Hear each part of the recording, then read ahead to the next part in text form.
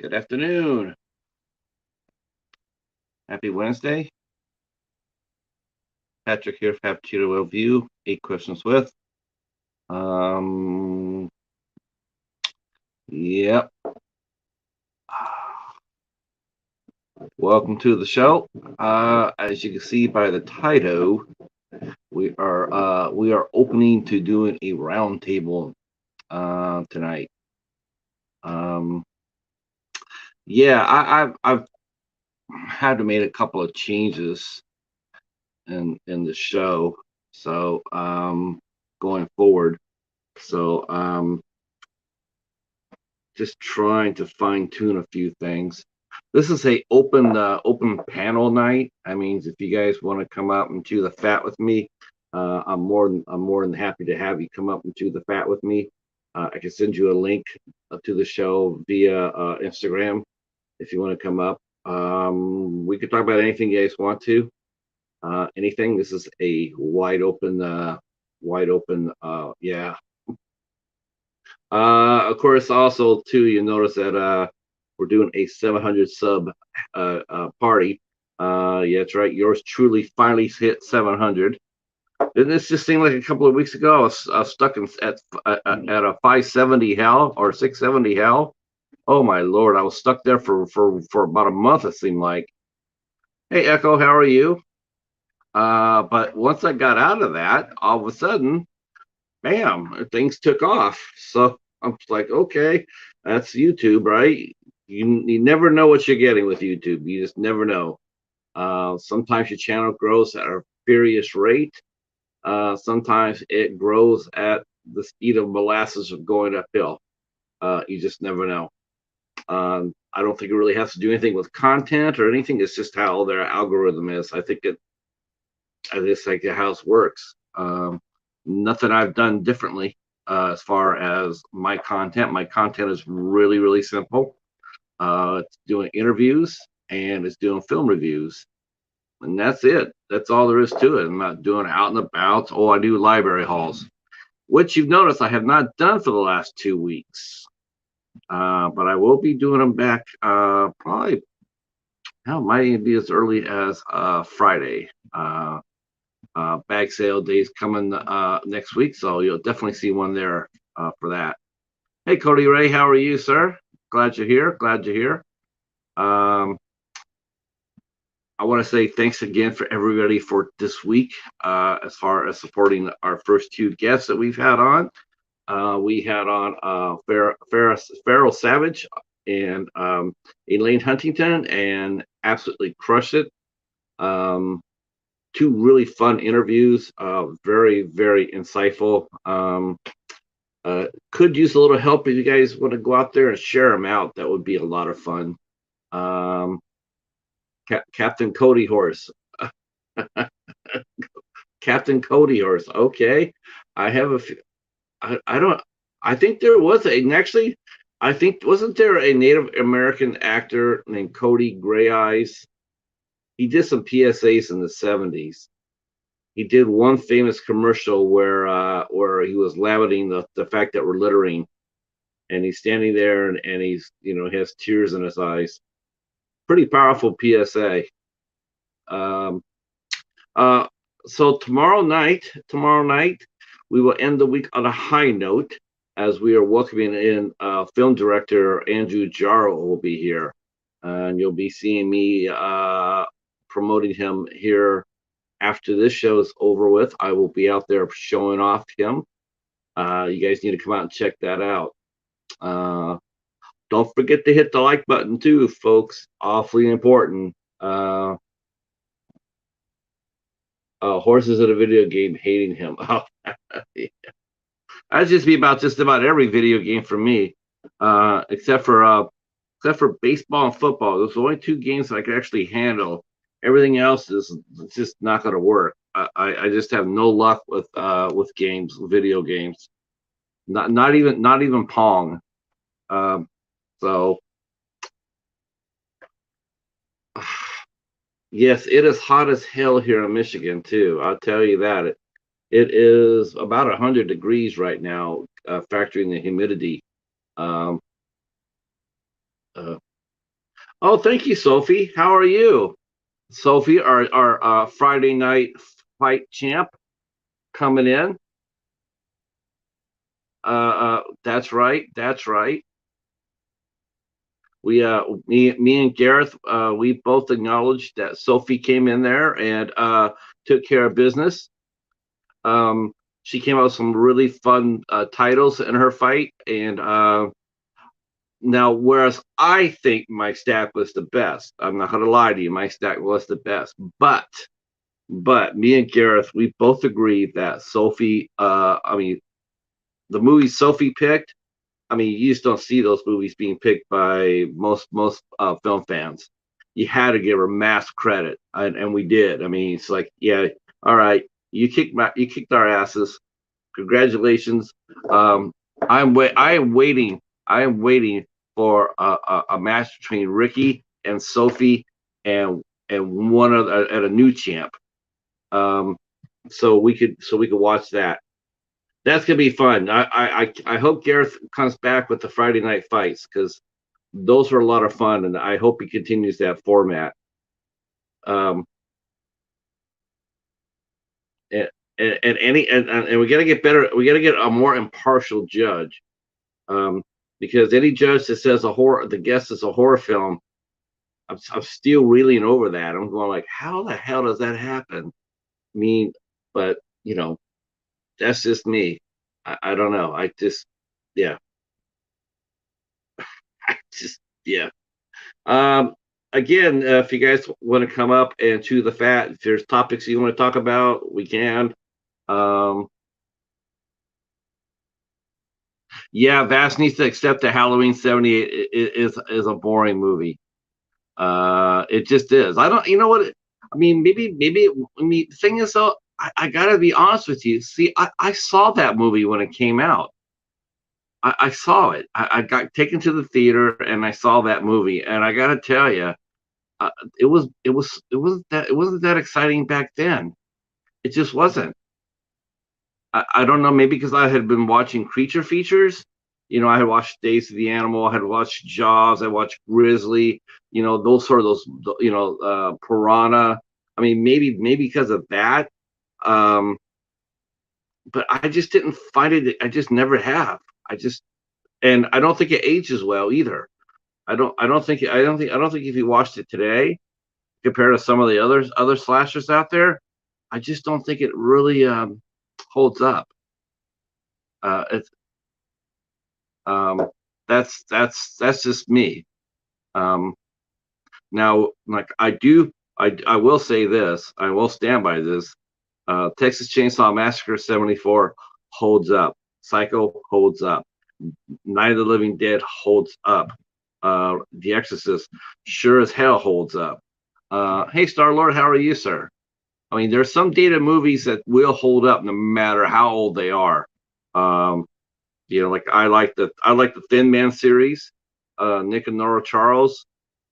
It's a beautiful series. Even now, it's the language, it's the way the scripts are written. Tremendous, absolute. The writing of the 30s and 40s and 50s, just amazing. They wrote some amazing movies. Um, yeah, I agree. I agree, Cody. Uh, ooh, that the original one is it's that's a yeah. You gotta see that, Sophie.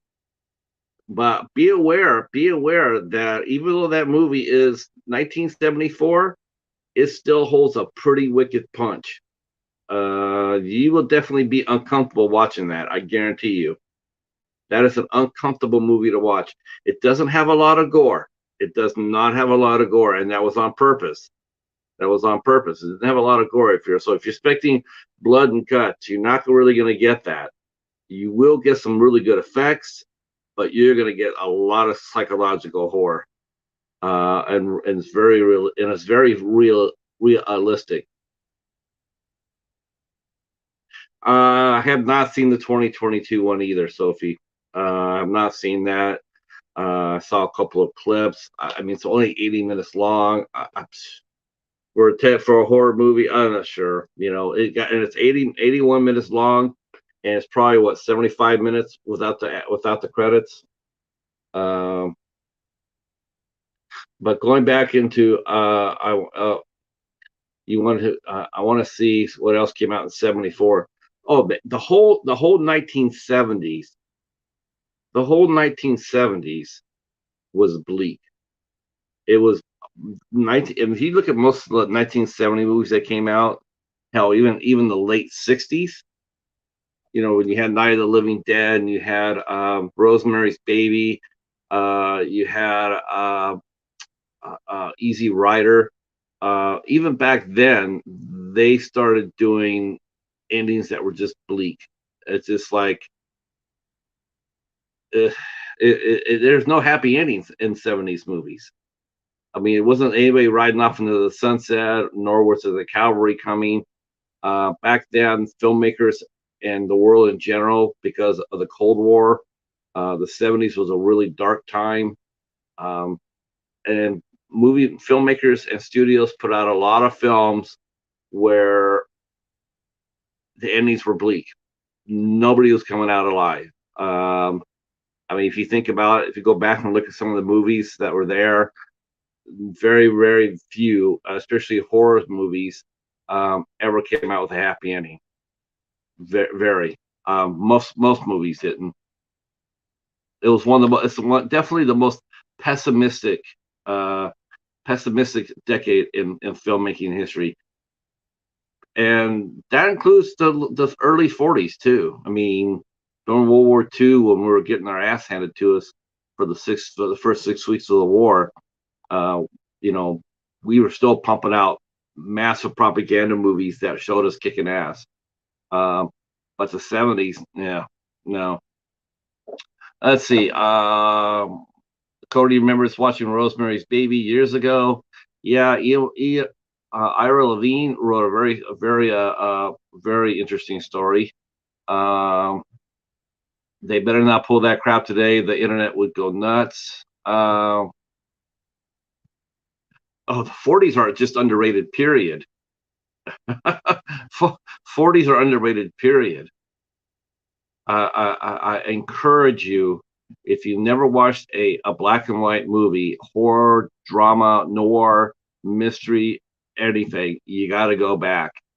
I mean, if you're a slasher fan, if you say you're a slasher fan, there's two movies I say you got to watch.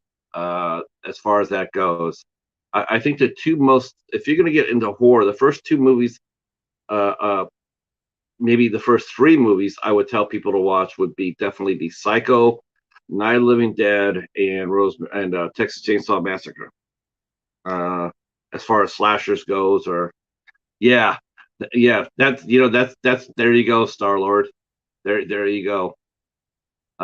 If you got down, if you got somebody with a horror or a drama from the '70s, yeah, Um, they tried to make things a little bit perkier toward the end. I mean, you look at Jaws, you look at Star Wars, you look at Superman. I mean, there's some movies that were aiming for a happy ending. And Jaws, they showed that Richard Dreyfuss character made it out alive, where in the book he died. Hey, Steven. Let's see what. So they showed there, of course, Star Wars. They had, even in Star Wars, if you think about it, if you really think about Star Wars, that's a bleak movie too. That's a very dark movie. Um, I mean, hell, you say, well, yeah, well, they blew up the Death Star. Yeah, they blew up the Death Star, all right, but not before the Death Star wiped out Alderaan and killed billions. Our heroes were not able to prevent that. So that think about it. I heard a giant cry out and then silence. Oh, that's not a good thing. Um,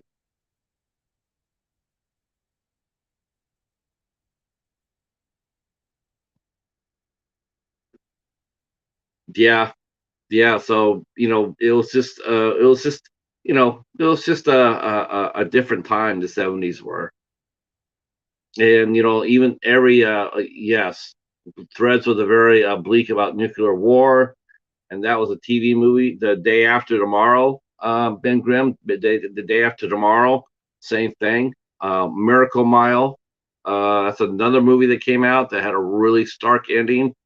Of course, the famous Planet of the Apes.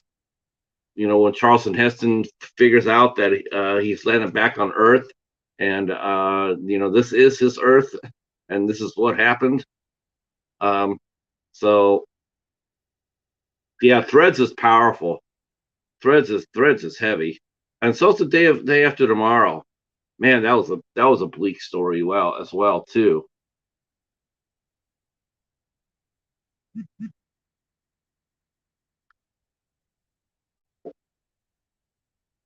Uh, I think as far as non horror goes, I mean, I don't know. Is war are nuclear war movies considered a horror movie? You know, uh, you know, you had we had Fail Safe. You had By Dawn's Early Light that came out. I mean, there was a lot of even Doctor Strangelove, or Learning to Love the Bomb. That was actually it was a satirical, but it was very dark as well. Um, um, a movie called The Bedford Incident. Holy shit! That was you didn't see that one coming. That was something else. Holy crow! That's right. Return of the Living Dead featured a nuclear a bleak ending. I mean, it was sort of played for laughs, but yes, you're right, Ben. It was at the end of the movie. Yeah, they were gonna get nuked. Same thing with the Crazies. So, I mean, bleak endings have always been there for us, as horror fans and non-horror fans. But no other time that was it really prevalent than was in the '70s. Let's see, Castaway is a sort of a happy ending. At least yeah. And you know what? I think he went back to romance that lady at the end of the movie, where he started going back to where she came. I think he was going to go back there to talk to her.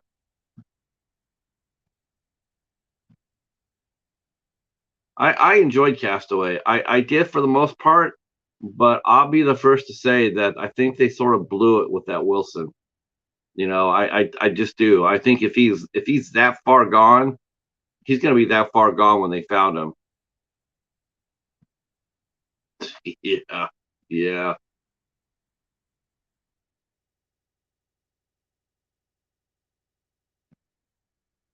That was a good movie. I mean, it's not one of I don't know if I put it up there with Tom Hanks's top 10, but I mean it was an interesting movie.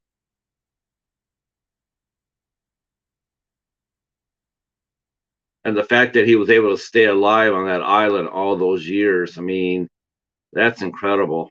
It really is. It's incredible. Considering how small the island was, and yeah.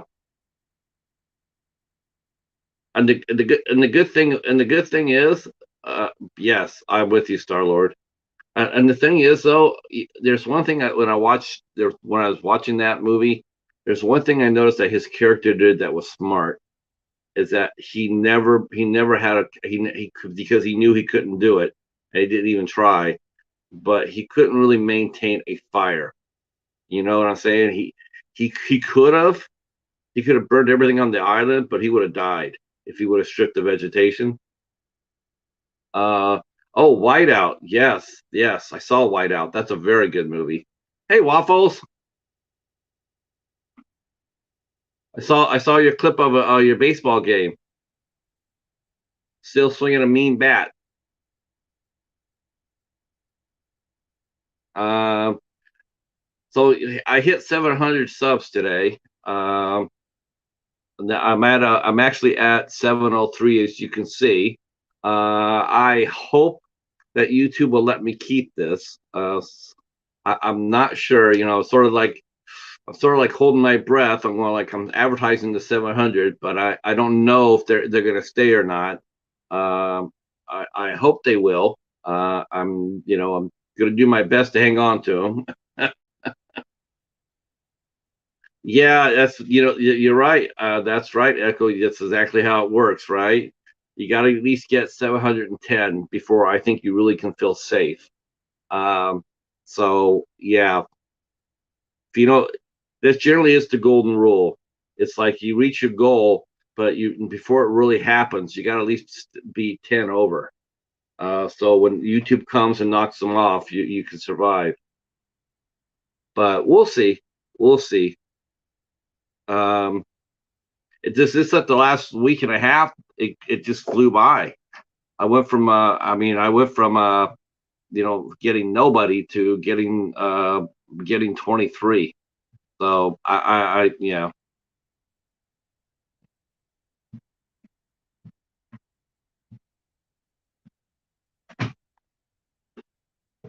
So tomorrow night we'll be talking to Andrew Jara. He's speaking of a dystopian movie. We'll be talking to Andrew Jara about his movie called The Last Ones. So which is a end of the world type of movie, end of civilization type of movie, and so we'll be talking about that. Uh, 7-Eleven, so we can have a Slurpee party. Well, I don't know if you noticed this, but been seeing this online. But it looks like the Slurpee, 7-Eleven has franchised Slurpees out. I see Speedway is now selling Slurpees. So 7-Eleven has licensed out the Slurpee machines to different folks. So how about that? So now you don't necessarily, if you can't find a 7-Eleven, you can pull into a Speedway and get yourself a Slurp. Yeah, let me go ahead and drop some links. Yeah, we gotta get you over 100, Michael, so you can take off. Uh, let's see. Yeah.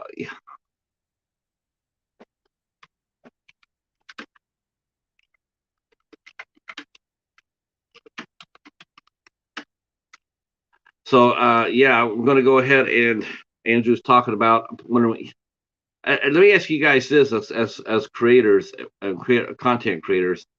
Um, when you're doing a live show or a live premiere or anything on your channel, what is your time frame to start promoting it? When do you start promoting it?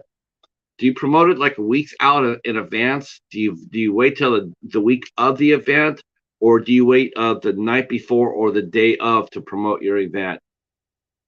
Um, yeah, the Slurp is mighty. I am a huge Slurpee fan. Uh, so yeah, that's the question I'm going to ask you guys real quick. When you guys put out your content, do you put it out a month ahead of time, 2 weeks ahead of time, the day before the ahead of time, or the day of the event, or a combination of both?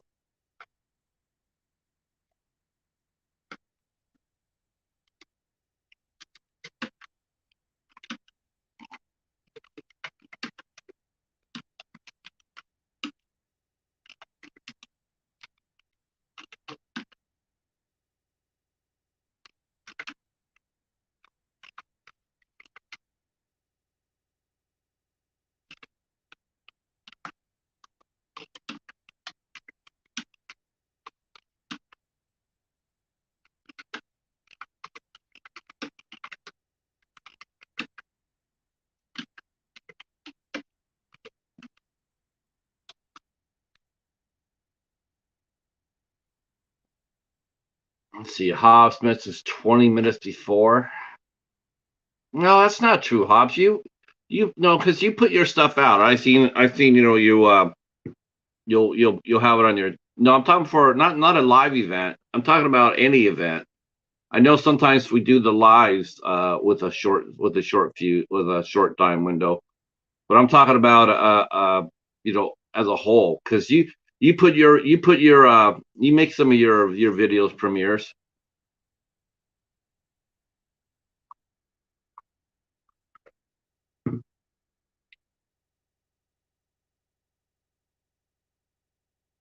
Yeah, I've been doing that, Stephen. I have been doing that on my Instagram. I'll put a picture of a interview subject on, and then for that, and then I'm not sure if I should come back and revisit it the week of.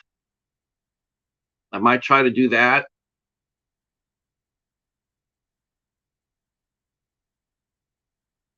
Hi, Katie. How are you?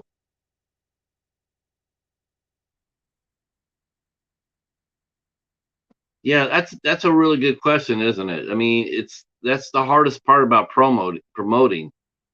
Because I find that if I get out there a week before and I promote it, nobody will remember.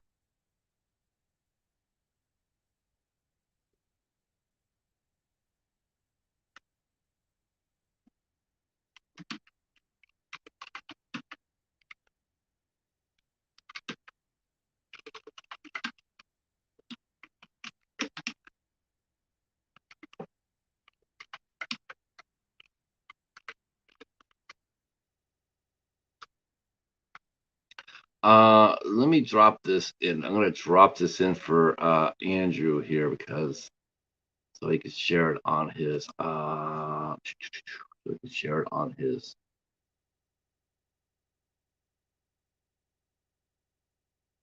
Yeah, that's been the hardest thing for me is to find out the proper time.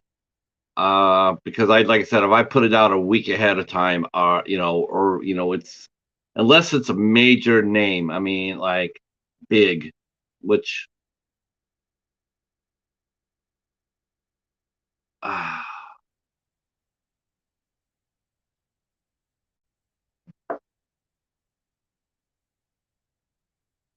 I mean, if you got somebody like a big name, like a Robert England or Daniel Harris, you could drop it out a 2 weeks ahead of time, and people are going to know about it. Oh, thank you, Cass. Welcome, welcome. We're just showing the fat today. Nothing big.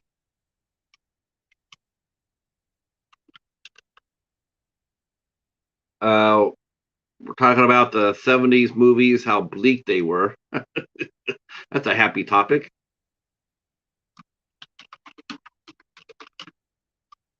Let's see. We're talking about when to promote.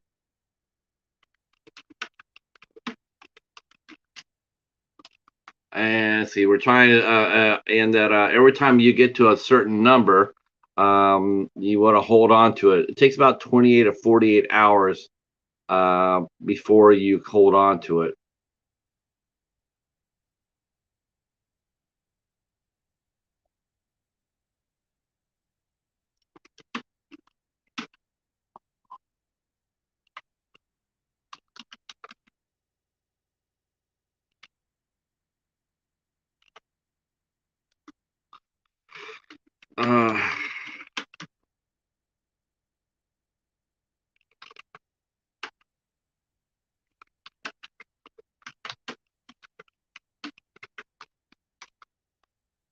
Uh, what about you guys? Hey, Lori, how are you?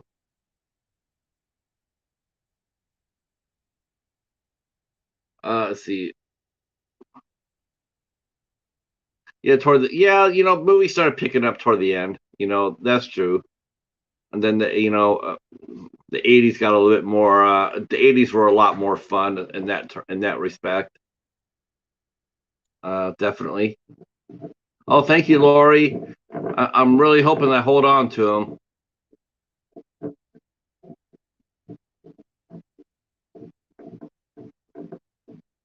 Yeah, I get stuck too, Cass. I was stuck in the 670s for about 3 weeks. I could not get out of the 670s to save my life. I was just stuck there. It's always like that, right? It's always like that. There's been like getting over 100 is really tough. I mean, that's just as soon as you get past 100, it gets a little easier, but then it keeps hitting pockets. I think they're designed because I hear everybody say they get stuck about the same area. about 200, like Saul mentioned, they only had 209 people, and I remember getting past 200 and hitting the wall there too. I got stuck a little bit after the 200s. Um,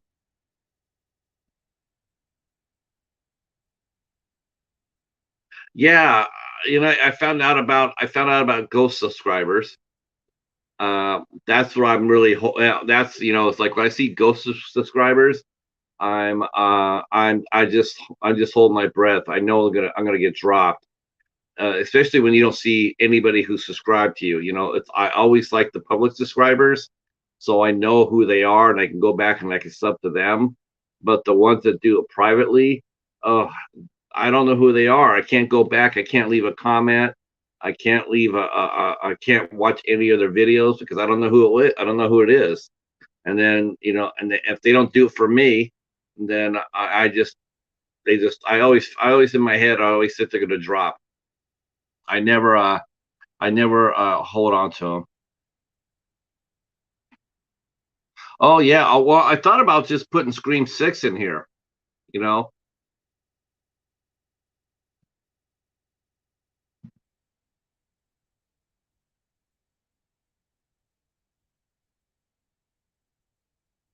huh? So you're okay. So have you been hitting 750 has been a struggle? Yeah, I think it's like it's weird how that works. You think if you hit the 700, or you think if you hit the 100 mark or 150 mark, 100 or 50 mark, it would slow down. Right, right. The real important way to stop that, Cody Ray, is like I've done this. This is something else I've done too. Um, I don't. I took a page from Kevin from Tuber Chat, and what I do now is I don't necessarily sub to somebody when I'm in a live stream. What I'll do is if I see somebody I'm interested in, I like their content.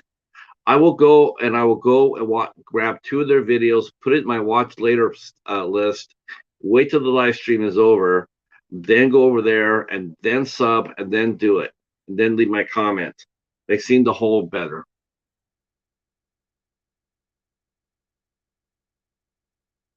Anytime you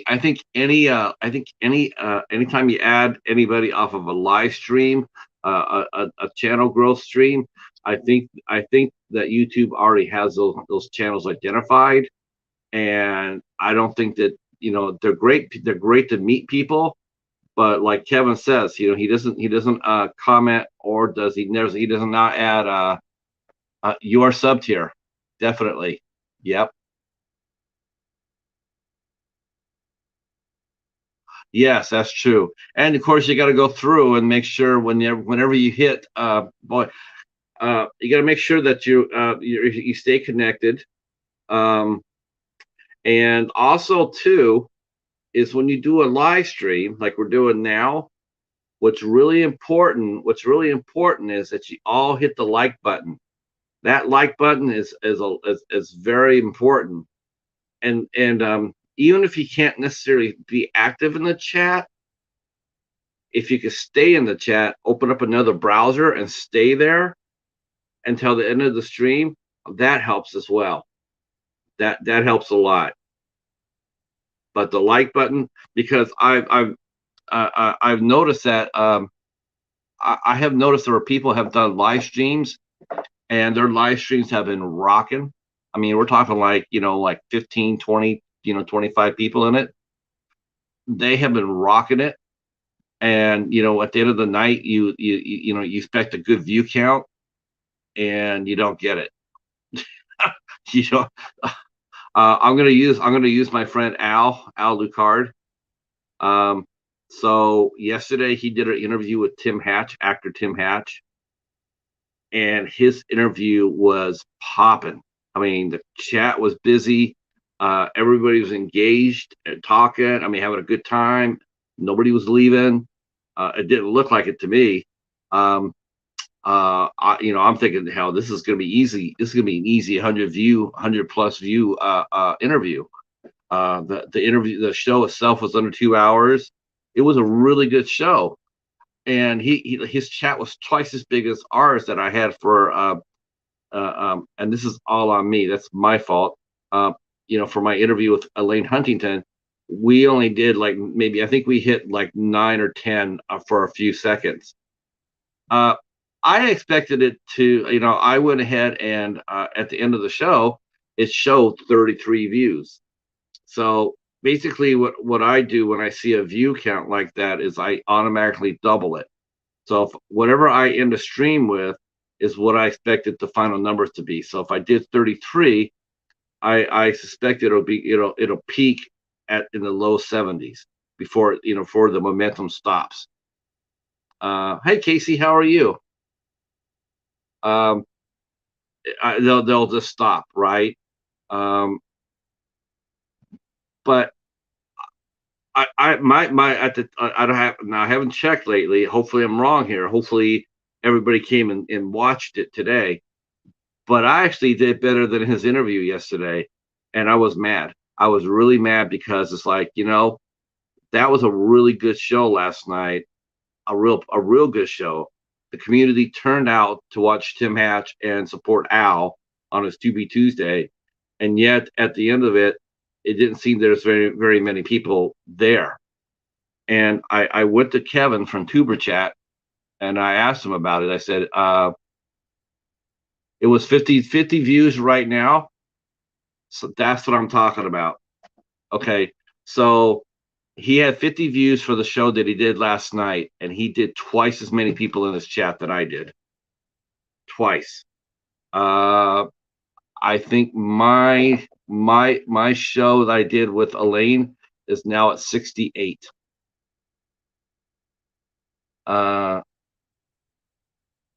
Yeah, you know what? I had that too. I had my interview with Kevin Chaos of Haunted by Horror.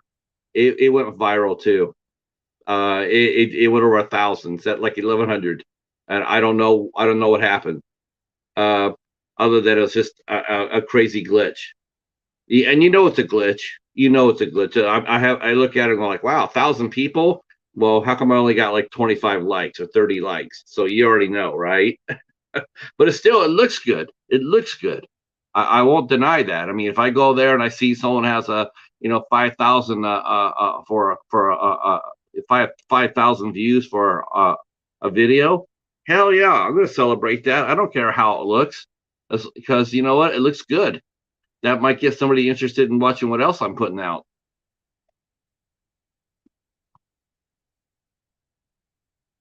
Uh, well, I, I would love to know. I like to, that's why we all have to hit the like button. Because I asked Kevin today, I told him the scenario I just told you guys, and I asked him, says, how did this happen?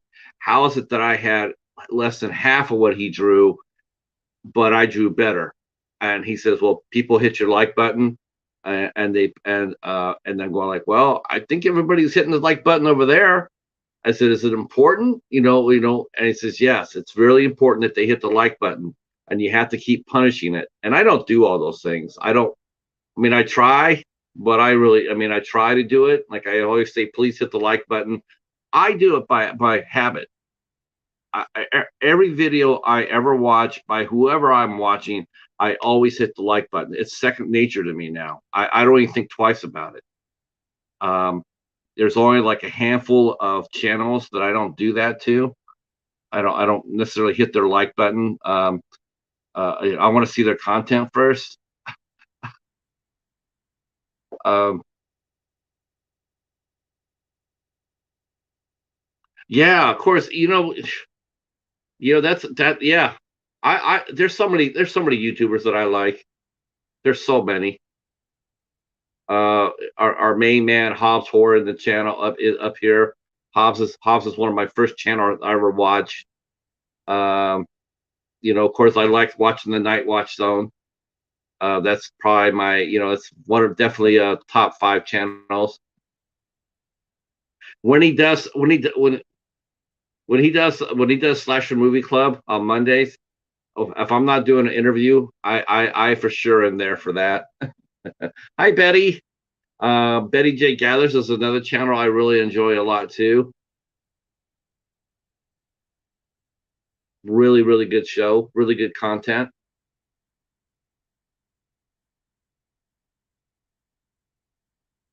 Um, yeah, there's a lot of really good channels. I just didn't know how I was just trying to figure out how the view thing worked because it's like I'm just looking, going like, how come I'm watching other people with about the same amount of people? Why do they do so much better than others? It's not like they're leaving. It's not like they're putting out bad content, but for some reason, someone will be able to do a show and draw 2 or 3 times as many people than the other person doing comparable content.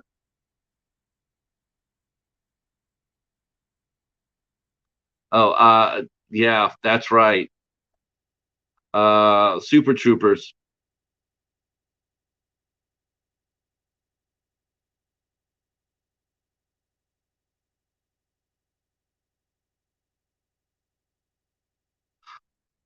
Let's see. Yeah, I don't know how that works either. It's like I don't know how that works either. I mean, like right here, we got 10 people in the chat. We got 12 likes. We got in a very engaged chat. It's not like we're just sitting around doing nothing. Um, we're all talking, we're all engaged, with each other and whatnot. And this will actually be probably a pretty good chat. I mean, as far as view count goes, it'll be popping. Um, but for some reason, I've seen chats like this or even bigger, but they just won't. They don't get the views, and it was just perplexing to me. Super Troopers is funny as hell. I agree. That's one of my. That's a funny ass movie.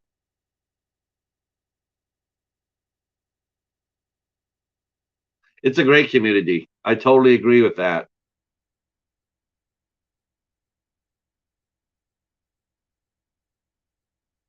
Yeah, Lori plays a lot of Battle Cat. Yeah, that is true, Echo. Yep, it does seem like every time we go with Lori's playing Battle Cat.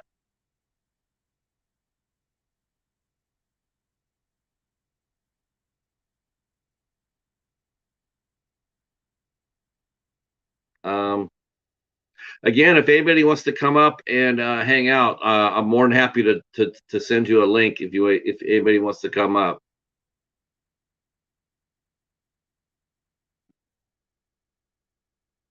Oh, okay. Lori did a tech review.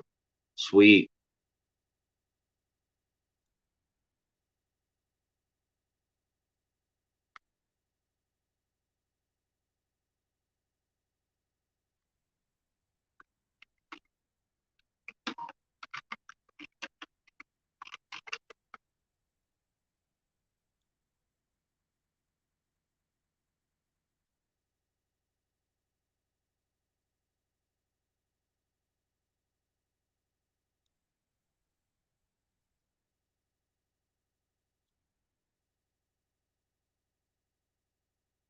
Hey, Harry, how are you, sir?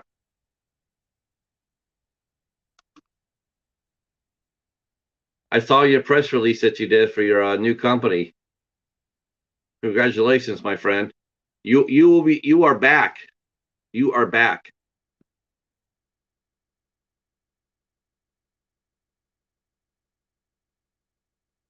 So glad to see it too. Uh, if you guys let me go grab it. Let me go grab your channel, Harry.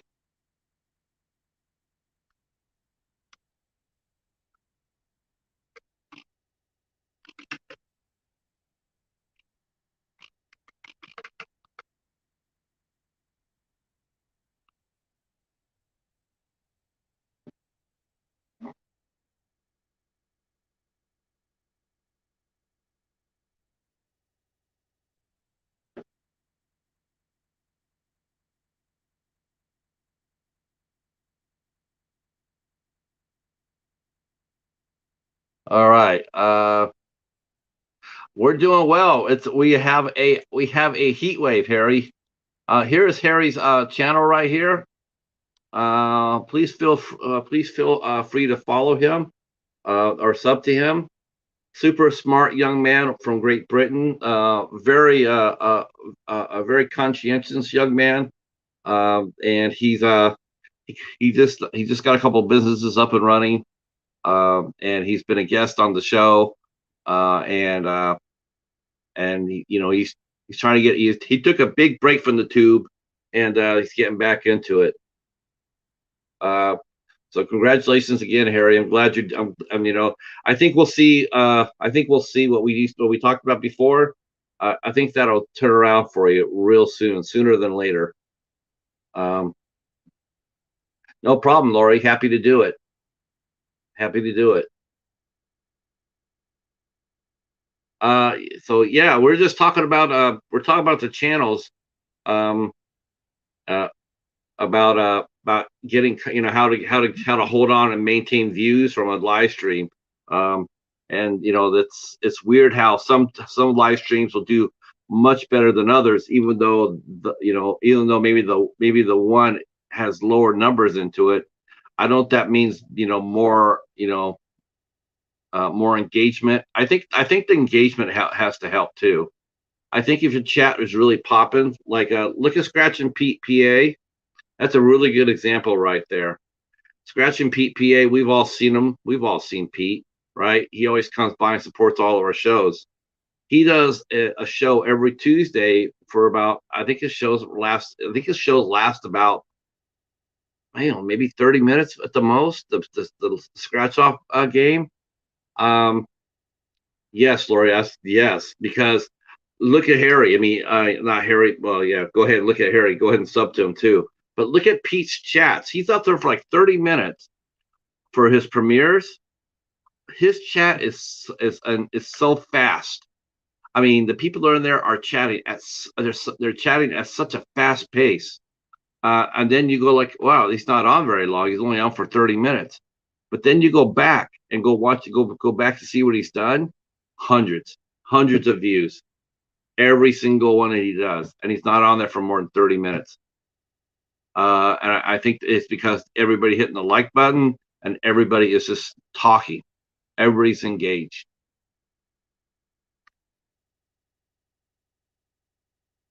Yeah. Did your channel grow during that time, Star Lord? Did people sub to it?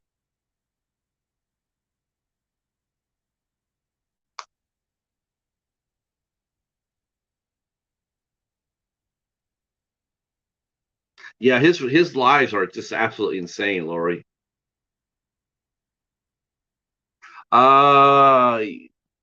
Okay, Betty.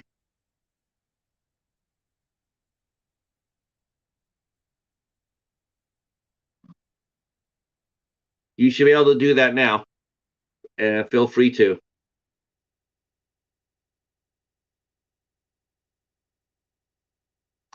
Yeah.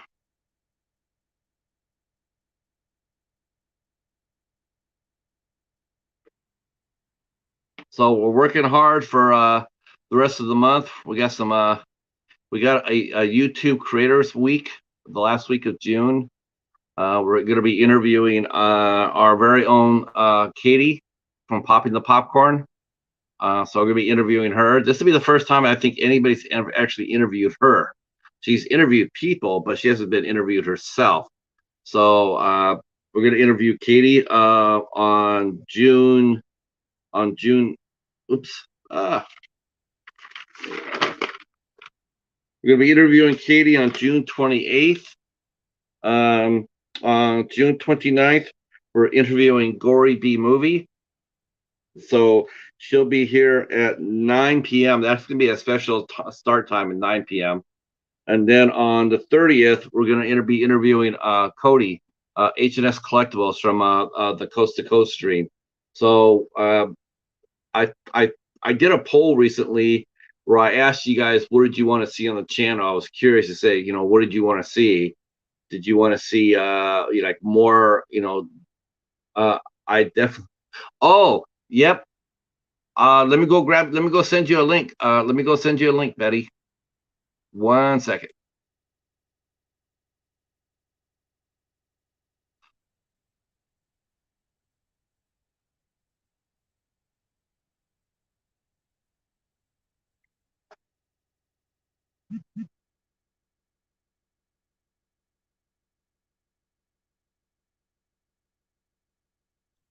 All right.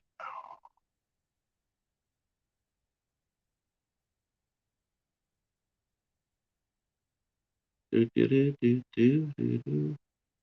Do, do, do, do, do. Do, do, do, do.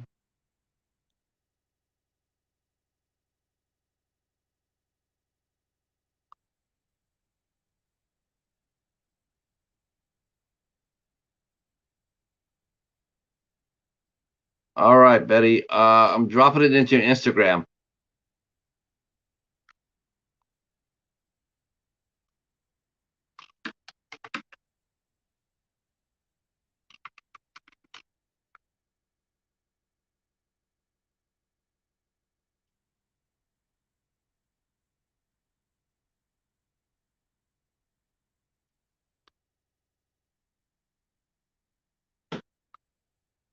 Okay, there you go.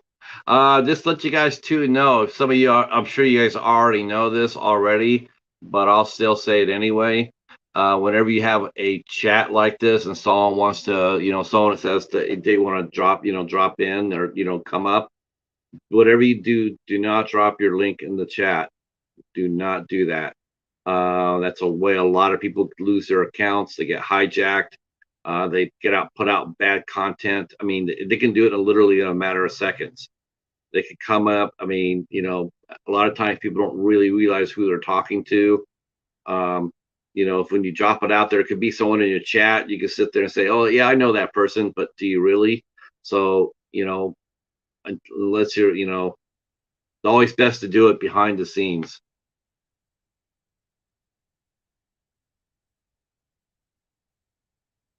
Yeah, you know what? That's really, yeah, I agree with that. All right, Steven, I'm dropping you the link too.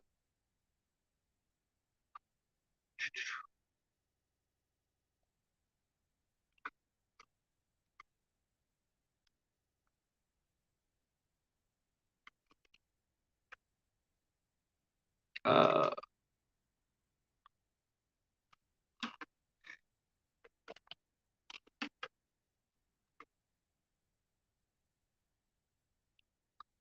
all right, let me go drop it.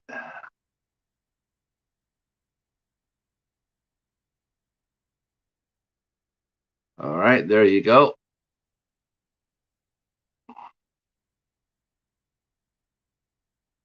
Yeah, yeah, I've seen people do that. They've, yeah.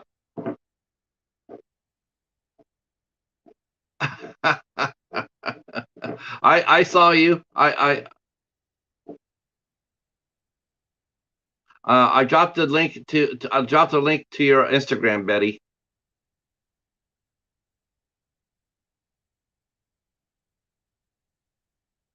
Oh my gosh. Yeah, the bots are really bad. What really sucks about this, I'll tell you what really sucks about these bots.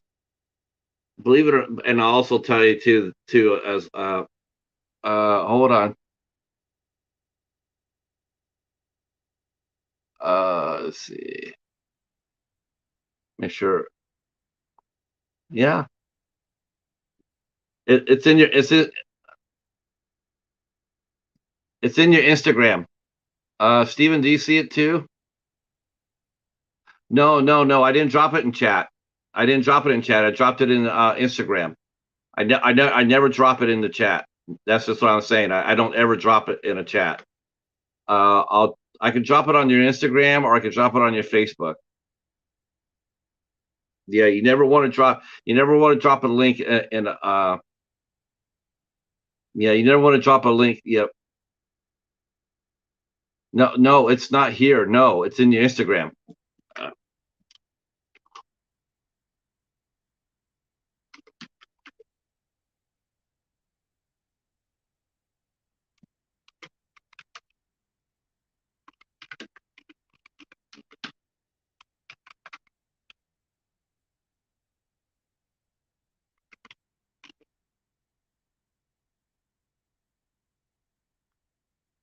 Yep. Steven, are you still there too? Do you see it? Do you see it?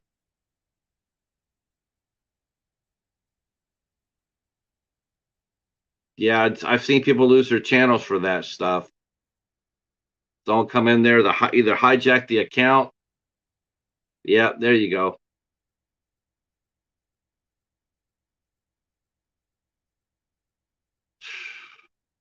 Oh my gosh, yeah. It got up to 100 degrees up here today, Hobbs. How was it in Ohio?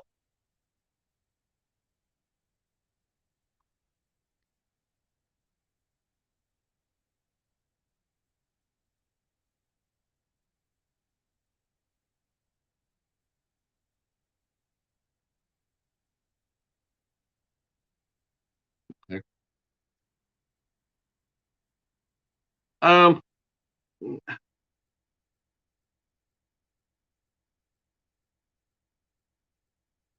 I put out a couple of videos like that, though, Starler. There's a couple out there that I put out that I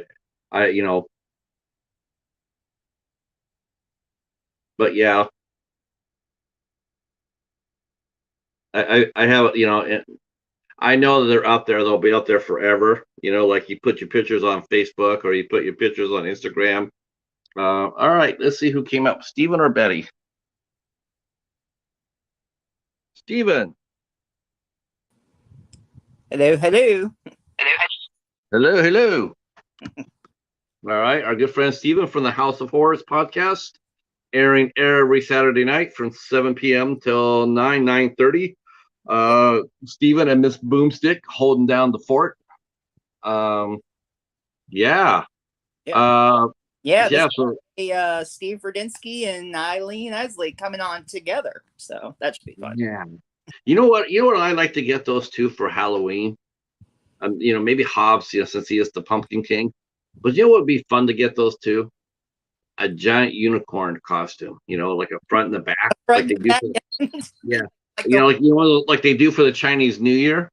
I like to send them one and then stand back and see which one would be the head and which one would be the butt. I don't know. I don't know. Just throwing it out there. Ask them. They'll be like, "So, if you were a giant unicorn costume, yeah, if you're wearing a giant Duke unicorn, who would be the head and who would be the butt? That would be interesting. That's a good question. I'm going to ask that question. All right. I'll be there for that.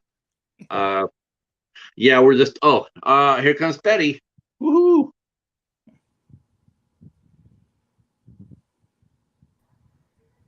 I'm telling you, I ran around the house. I put some lipstick on only for you, Patrick. Wow, I am honored, ma'am. I am honored. Thank you so much. All right, let's get this party going. So, yeah, we were just asking. We were talking about asking Steven's guest this Saturday on his and Boom's show, the House of Horrors. If you got a giant costume of a unicorn, who would wear the head and who would wear the butt?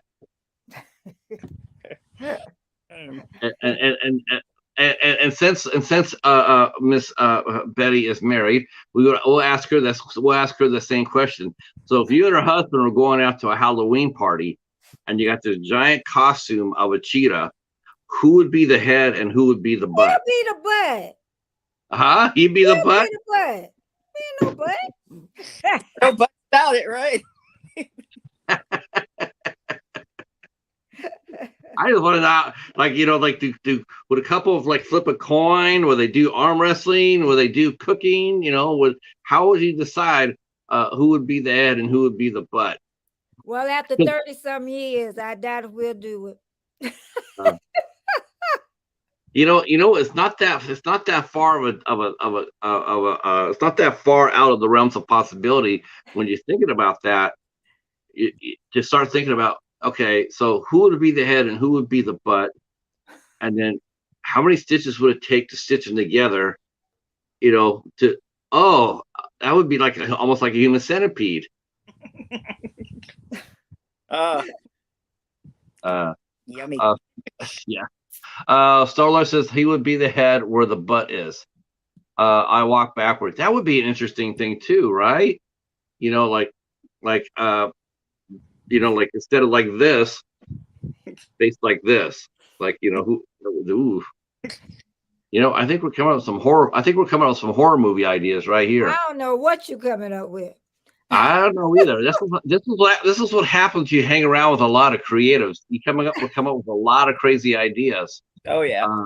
I've been that's really watching real old horror movies this evening. The old ones. So now that, yeah, From well, 1973, The Asylum. Did you say The Asylum? Oh Yeah, boy, 73. you just open up a can right now, because I'm sure we'll be hearing from Echo. Because he's starting to do Asylum reviews. I started watching Land Shark today. Mm-hmm. Yeah. There are some. I was really surprised by this, because there's 2 Polonia pals that were the first ones killed. They were red shirts. I was like, well, wait a minute, because I was looking at the cast and going, this is your normal Polonia movie. I mean, we're the Polonia pals, and all of a sudden there they were at the very end of the credits, and they're the first ones killed. I'm like, oh, okay, well, holy cow. Yeah, that was interesting, because I was like, okay. Because it seemed to be of course they still had the same shark that made all the monster sounds, right? When do sharks ever make monster noises? Frankenstein, I guess. I don't know. Or actually, I'm sitting there, I'm watching Land Shark, because I saw there was one called Sand Shark. yeah, that's not one though, but No. it's But Sand Shark, I think, is noted because it has John Snyder in it from the Dukes of Hazzard. and Smallville, Jonathan Kent. Yeah. He's actually he did an awful lot of it's funny how some of the older actors, they end up doing horror at the end of their careers, it seems like.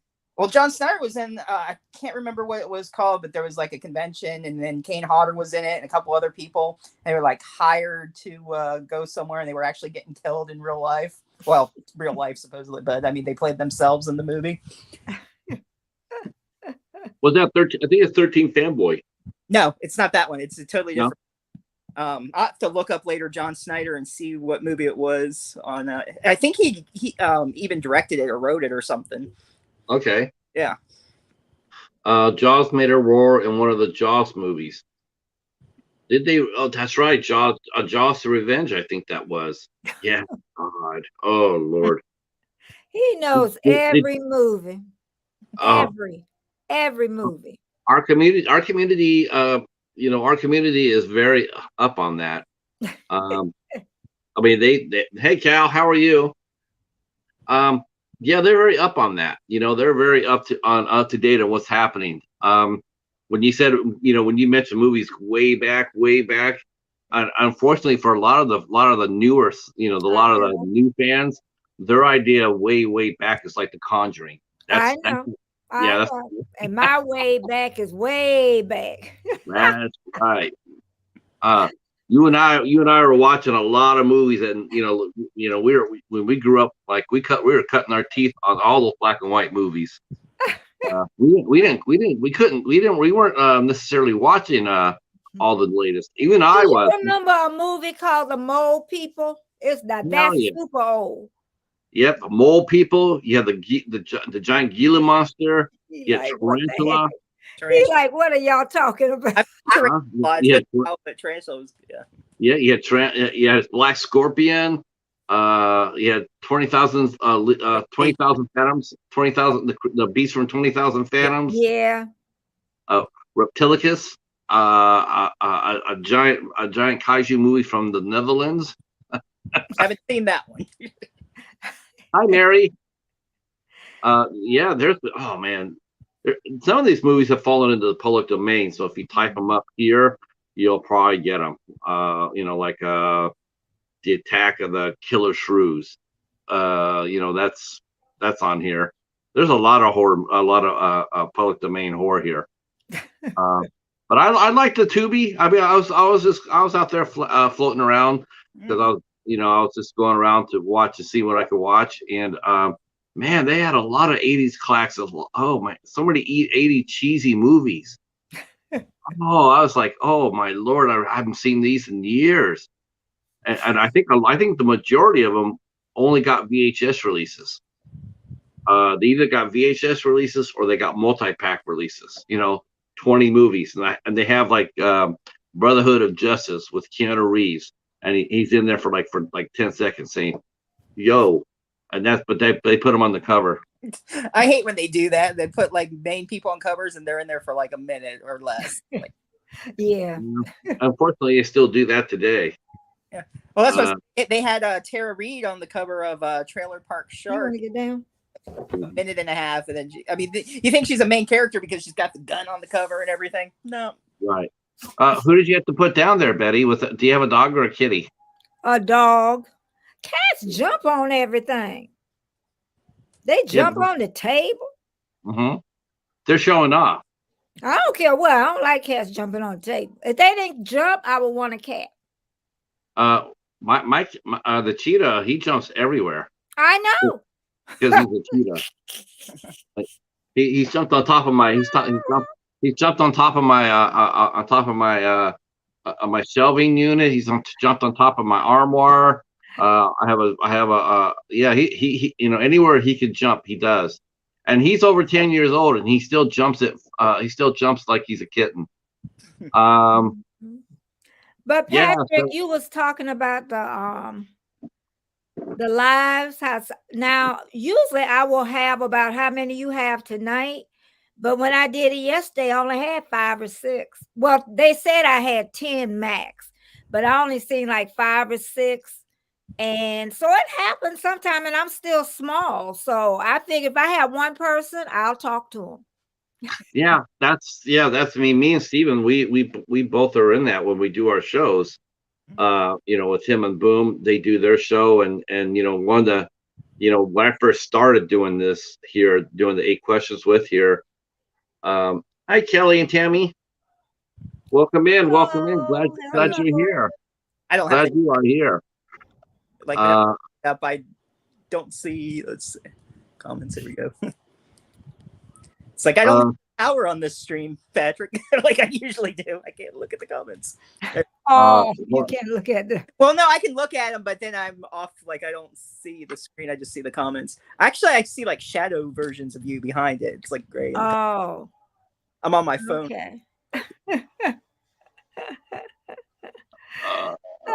Patrick, too, you was talking about the content, but you got to remember, people can have really good content, but then nobody's interested in your stuff. Yeah. I mean, that does happen, definitely. I won't deny that. Sometimes people aren't. I mean, I just try to stay really consistent with what I'm offering, though. Yeah. Because it's like there's enough people out here that do like it. But I did put a poll out. Here's a link for Kelly and Tammy. Please feel free to go and connect with them if you wish. They're very nice people, and I highly recommend you guys connecting. And I love it when the communities cross together. When I see different communities come in together, that's the best. When I see van life or unboxing or beauty or whatever, when they all cross together, that's the best. That's where you're going to get your growth from. Yeah, because I thought Patrick was going to be about the cat. I did, honestly. And then I just grew to love the channel. I'm like, I'm not going to like this. When I came to... How could you not like anybody who has a cheetah for a pet? No, it wasn't that to stay on your channel. That wasn't going to hold me to your channel, the cat. Because he's awesome. I mean, and I'm glad you're here. I'm glad you and I met, Betty. The cheetah brought me here. Oh, well, yeah. He brings everybody here. Actually, he brings everybody here. I do have to start going to the other, like the Horror Freak and Echo and Al. Is it Al? Yeah, I gotta start. I do. I don't venture out into. Patrick's the only one that I kind of, but I'm gonna start venturing out. There's so many nice people in our community. There really are. They're very nice people. There's only, for the, only for the 3 or 4 knuckleheads that I know of, but there's hundreds of other people that are really, really nice. It's always that in everyone. Oh, there always is. I Yeah. mean, it wouldn't, that's what, some seem to have more than others though. So, you just, Yeah. you go to a stream, you can see it right away. You can sit there and Yeah. go, this isn't for me. And then you just But leave it alone. like last night when I only had 5 or 10 people, but I'll end up with over 100 views. So Right. Right. I look at it this way. Oh yeah, there are people who make channels and social media pages for their animals. I find it yeah. funny because they all tweet us as their pet talking. Well, Mhm. here's the secret, Echo. A lot of people's pets, they do talk. The cheetah talks to me all the time. I mean, he talks to me all the time. In the morning, in the afternoon, here, he's always talking. Let's see. Let's see. Yeah. Uh, but what's your favorite community, Betty? I mean, what's the one community that you seem to like the best, other than our community? Because we I are the just best. like channels with I don't really like mukbangs channels that much, to be honest. Oh no, I don't. I I'm don't with like you. those much. Just variety, and if somebody, catch my attention I is the never understood the main. mukbang. I mean, I like there's a couple of channels that have their husband and wife, and they'll go out there and they'll have lunch in their car and they'll just talk about what their week. I love Mhm. I love those. Those are fun. Okay. But I'm talking about the ones that are just, they'll put the like, 5 hamburgers in front of them, and then they just sit there and eat the hamburger and don't talk. Yeah, I just can't. I don't want to. I don't want to hear you eat. But I'm gonna tell you, I take that back. Even though I don't really like I have learned the most for one person that does that. Exactly what you're saying. Uh-huh. I have learned the most from her about Uh, YouTube. is that Hilda? Nope, you won't That's it. believe it. Really? Annabelle. Don't know if I don't know if I know She's Annabelle. brand new on Tuba Chat. Okay, because Hilda's really good too. Yeah. Hilda is Mhm. she's a firecracker. The only thing, if I don't like feel you the first or second time, then I kind of disappear. Yeah, I mean, if you do one thing, I mean, I thought I put up a community tab, and I asked people like, what do you like to see on the channel? I mean, do you want me to, one of the things I said, do you want to see me interview more content creators? Do you want me to see me stay the course, just do what I do? You never know who I've got coming up. Do you want me to concentrate on bringing more variety artists on there, like writers and whatnot, musicians? And people actually voted for. They actually seem to like more of the creator content. So I thought that was interesting because and then of course right out real close was continue to do what you do. Uh, I said, you know what? Why not compromise? Why not have the best of both worlds? So like starting this month and going forward, I'm going to be featuring at least 3 content creators every month. So I'll interview 3 of them. And so, it's finding them out, finding them, getting them out. And it doesn't have to be any particular person or size. In fact, Mhm. if I get a small channel in here, the small channels, definitely do so. Because it's all about helping the small channels. Um, which is really what I try to do because so many people help me. Um, but I listened to what they said. They said they want to hear more YouTubers. They want to see more peers, Yeah, as they well like as that. well. Yeah, I can see that, and it is a lot of fun. It is a Because if lot I of do fun. shout outs, oh my God, I get a lot of people coming. If I I, do I shout outs. yeah, I don't really. I probably should do more shout outs. I used to do that when I first started. I don't know why I got away from it because I just felt like it was just um 108 subscribers just learning. Yes. Well, you'll probably get a few heads from here too tonight. That's for sure. Again, let me drop your link here. And that's what we could do too, as people who are hosting a chat. is that when they get a fresh face coming in, like this is, I do believe this is Kelly and Tammy's first time here. You definitely want to go out of your way and make sure they feel welcome, because they're coming out of their comfort zone as far as that goes. I mean, they're not a horror channel or a movie channel. They're they may be doing vlogs, they may be doing travel, could be family life or whatever, but you want to make them feel welcome when they come here. And so part of it is dropping a link. It's not hard to do. And if they sub to you and some, then who knows? You can make a friendship like like you and I have done, Betty. I mean, so me and Ava and Doug, and anybody in Tuber Chat. I mean, Tuber Chat is like the United Nations, right? That's how I look at it, because there are people from all over the world that are coming to Tuber Chat and hanging out. But I tell you, Farmer Freelance is running pretty neck and neck at this time. Farmer Freelance. What does he do? He does like a morning show 7 days a week. And he has pulled in a lot of people. He's an older guy and he's retired, and he just needed something to do. Yeah, let's see, Star Lords. Here's Kelly and Tammy's travel, cruising, family. I love horror. My wife doesn't. Yeah. I think it's most of us. Though Betty loves horror films. My husband don't. Yeah, I was gonna say, does your husband like horror films? No. Star Lord, my favorite live streams are street views, like backwards camps or Italy during the day. Well, yeah, I mean, I like watching travel ones too. I just watched one called a new channel to me. I think we both helped each other out. He came over and subbed to me and got me to one within 700, and I went back to sub to him, and I got him to, I was 998. So we both helped out each other. But I would have looked at his channel. Fantastic content. It's amazing, beautiful channel, really beautifully edited. Uses a drone.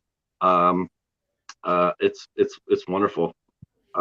Yeah, I'll probably be there quite a bit. I got to venture out, like you said. I mean, it's so hard. The more subs you get, it's harder to venture out. To different places. There's because you're trying to maintain your own channel, and I do at least 4 shows a week. The night show and the 3 interviews, and then 1 show at the end of the month. That's a lot of content to produce. So sometimes I don't have the energy to go out very often to other channels like I used to. I started taking days off because I for 7 months, you would say 7.5, I took no time off of YouTube. Sometimes I'll be 3 or 4 o'clock in the morning. Yeah. No more.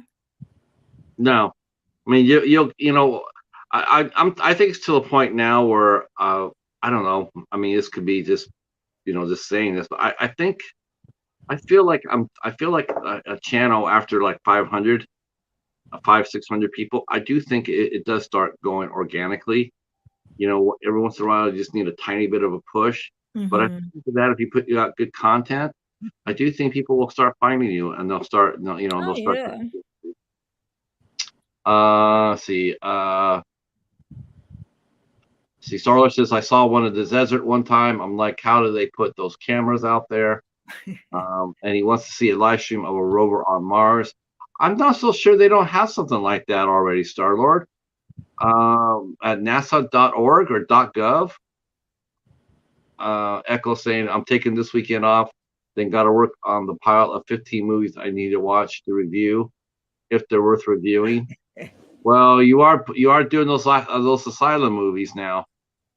Now that was your choice. I don't know what possessed you, but God bless you. You're a brave man, Echo Zero. Brave man. Patrick, how old is your cat? The cheetah, he will be 11 in September. My dog's 14. Does your dog still run around like crazy? He's at moments, he'll be creeping like an old man. He got cataracts in both, but one is really thickened, so I know he can't see out that eye. Okay. So he's having a hard time going downstairs. He's a puppy during the day and an old man at night. Yeah, he's really I watch what he does. Like I watch how he like so far he is absolutely he can do everything he did when I first got him. I got him when he was 2. Yeah, I got him when he was like 4 months, so I've had him forever. He was in the exotic section, the shelter that I went to, since he was a cheetah. He's like, they had the dogs in one area of it. They had birds in another. They had cats over in this section here. And then they had really in the corner here, they had like 2 or 3 just singular cages they had, I forget what else they had. I think they had like a hybrid wolf or something like that. I don't know. And they had Paladin. They had the cheetah. I almost kept his name that he had for him. Originally, the name they had for him was Duncan, and I actually liked that because most foster places or most rescues, doesn't matter what animal they rescue, there's one thing you can count on, and that is they can't name animals worth the Tinker's Dam. They just can't. You'll see all these different rescues, and they have the most unlikeliest names for the animals. I'm going like, you are trying to adopt these animals out, right? You do know that. That's part of the reason why you're here is to, you are trying to. But they'll have like, this is Buttercup, and there's Buttercup's like 25-pound Maine Coon. It's like, that's not a Buttercup, I was gonna say like a bulldog or something real big. Yeah, it's like a bulldog, or call him a Fluffy. Oh, Fluffy's so cute. What? Yeah, exactly. Echo saying only 2 of them are asylum movies. 2 of the 15. That's not bad. Which ones are they? I've only reviewed one asylum movie. Was it one asylum movie I did? I think just one. Mercenaries. But that was a badass movie though. It had Zoe Bell in it. I had Bridget Nielsen, Vivica A. Fox, and Zoe Bell, and Cynthia Rothrock. That's Honest to God, that could be any mid-level studio. That could be like anybody made a movie, like Michael J. White or Scott Adkins or what have you. Hey John, how are you? Let's see, Legion of the Dead and Megalodon Rising. Yeah, I know what else is going to be rising when you watch that, Echo. Your lunch. Is that the one with is Megalodon Rising? Is that the one with Michael Madsen? No, I think he's just one called Megalodon. I don't think it's Megalodon Rising, or it might be. I don't know. Legions of Dead and Megalodon Rising. Echo saying that Asylum makes good movies. Oh, and yep, I was right. I was the one with Michael Madsen. Yep. I remember that because I remember reading how they paid him off for his contract. They paid him off in boxes of wine. I think that was in the 374 bin at Walmart. I remember seeing that. Right. Megalodon Rising is a follow-up to Megalodon. Okay. So it's... if you guys are really don't know about Betty's channel, if you guys haven't subbed to her channel, you guys need to do that. She does. She talks about different things about life. She talks about fasting. She's also her channel is really helpful in this regard. When she does shopping, she always talks about the prices. Like she'll go to Walmart. She'll talk about what the prices that seem to have risen up there. It is so expensive now. I'm afraid to even go out of my house. Yeah. It's like it's absolutely insane. Let's see. He lost his lunch while eating a pickle and mayo sandwich. We got the peanut butter too. Echo says he found the Megalodon rising in the $5 bin at the Walmart. That's what. Not the 374 bin. No. Well, that's the sequels. I think the first one was the 374 bin. Oh, okay. Okay. Now, is that the budget of the movie, or is that how much were they selling it for? Don't forget Ouija Shark, $216. Come on. Well, thank you. Dustin Ferguson. Dustin Ferguson. Dustin Ferguson working an afternoon at Aldi's. Push it in carts.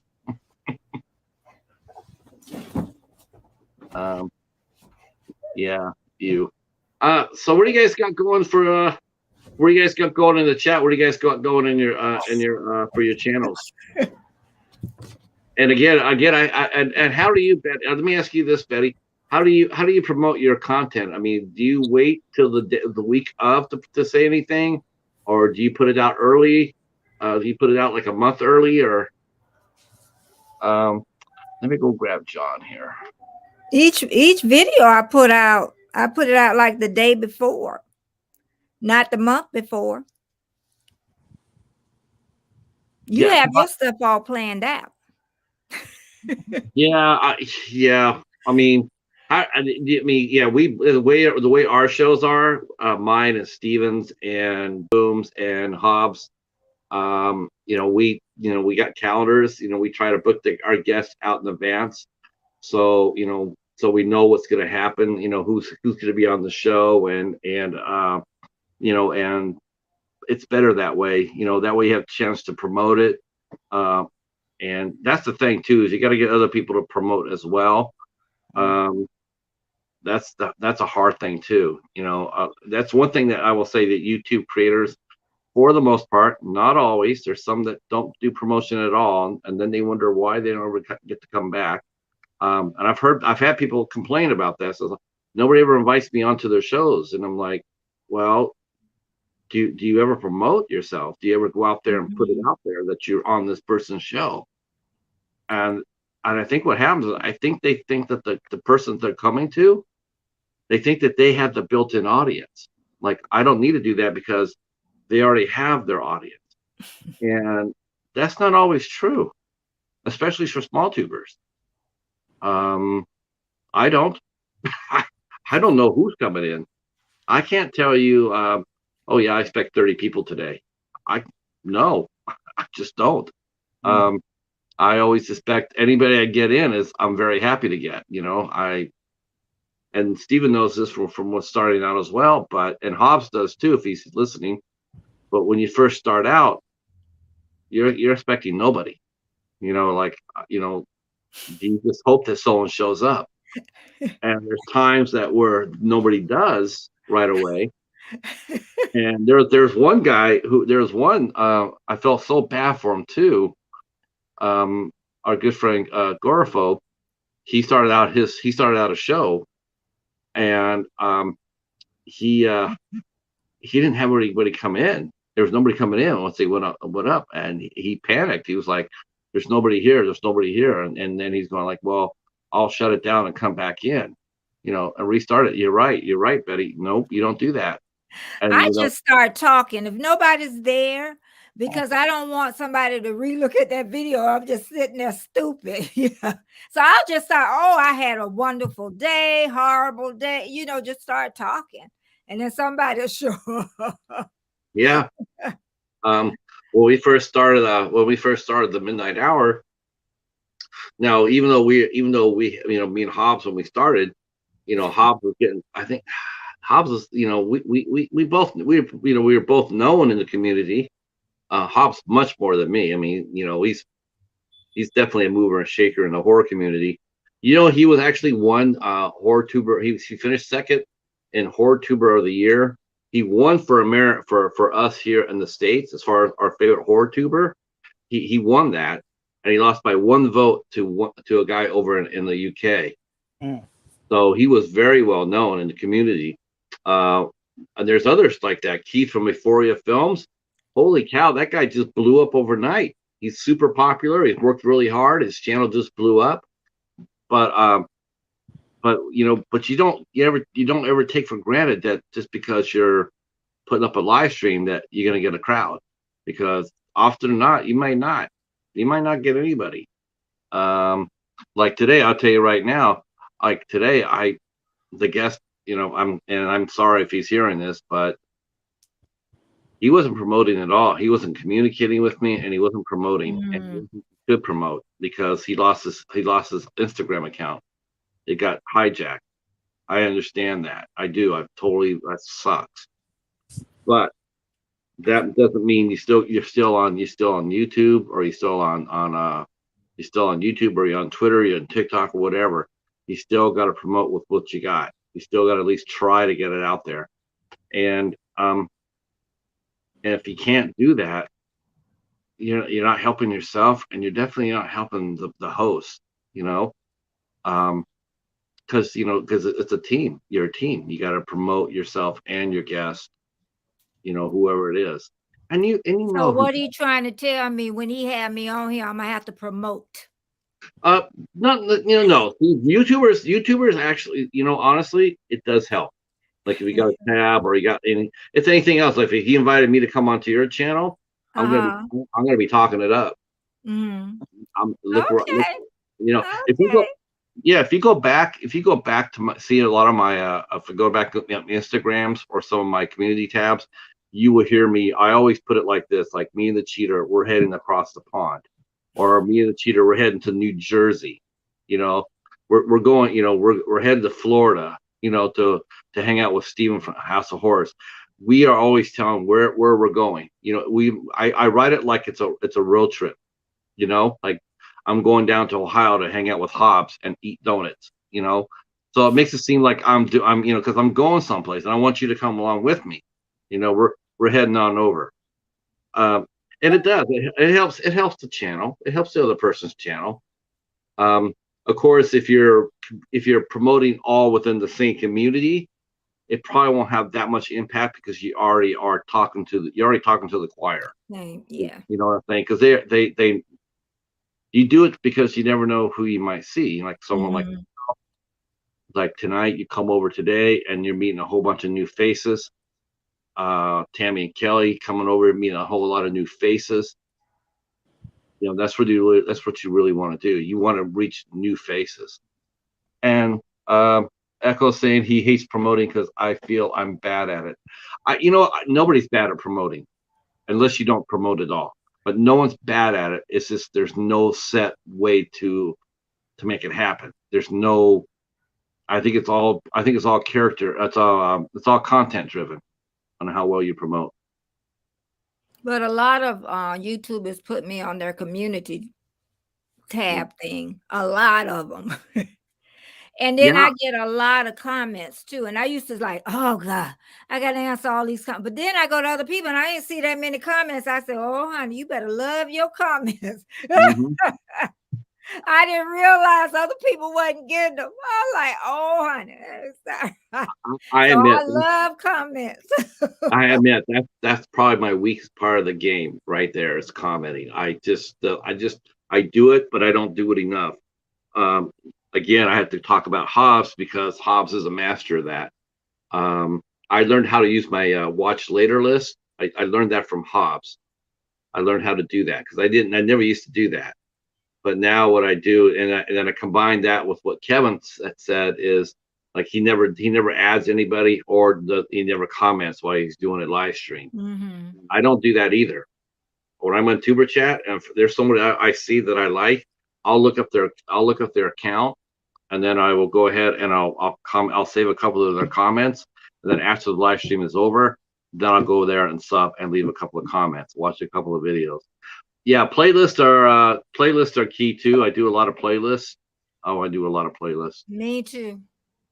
Thank you so much. Thank you so much. I appreciate that. Glad you're here. What helps recommend videos? Would it be ads? I don't know. I don't know. I know playlists are really good. I have a ton of playlists. You go look at my playlist, you'll see there's playlists for everything over there. In fact, I got to update some because some I've already run across, I've already done. And you still can do playlists too. A lot of people feel like if you run through somebody's playlist, that's it. That's like I did. I thought that was it. I thought once you ran it through, that was all you could do, or you could do it up to 4 times. Like you yourself, the creator, because I know that YouTube has protections in place where, if I made up like, I put my playlist on, on go around all the time, would I get that? Would every time it rotates, would I get a fresh view? And it's like, no, it's up to 4. I think it's what was it? What was it? You can watch it up to 4 times within a 24-hour period or something like that. 4 times. You can watch the video 4 times within a 24-hour period, and then you have to wait.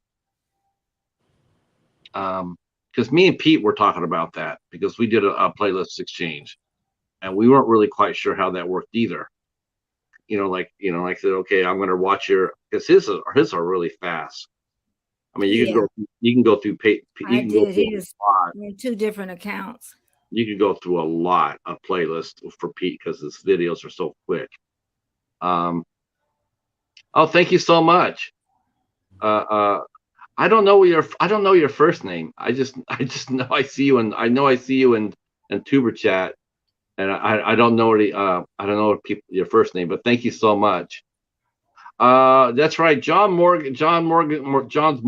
or John Horton. Let me go grab his channel. Mary, are you still with us? I'm gonna grab Mary's channel too.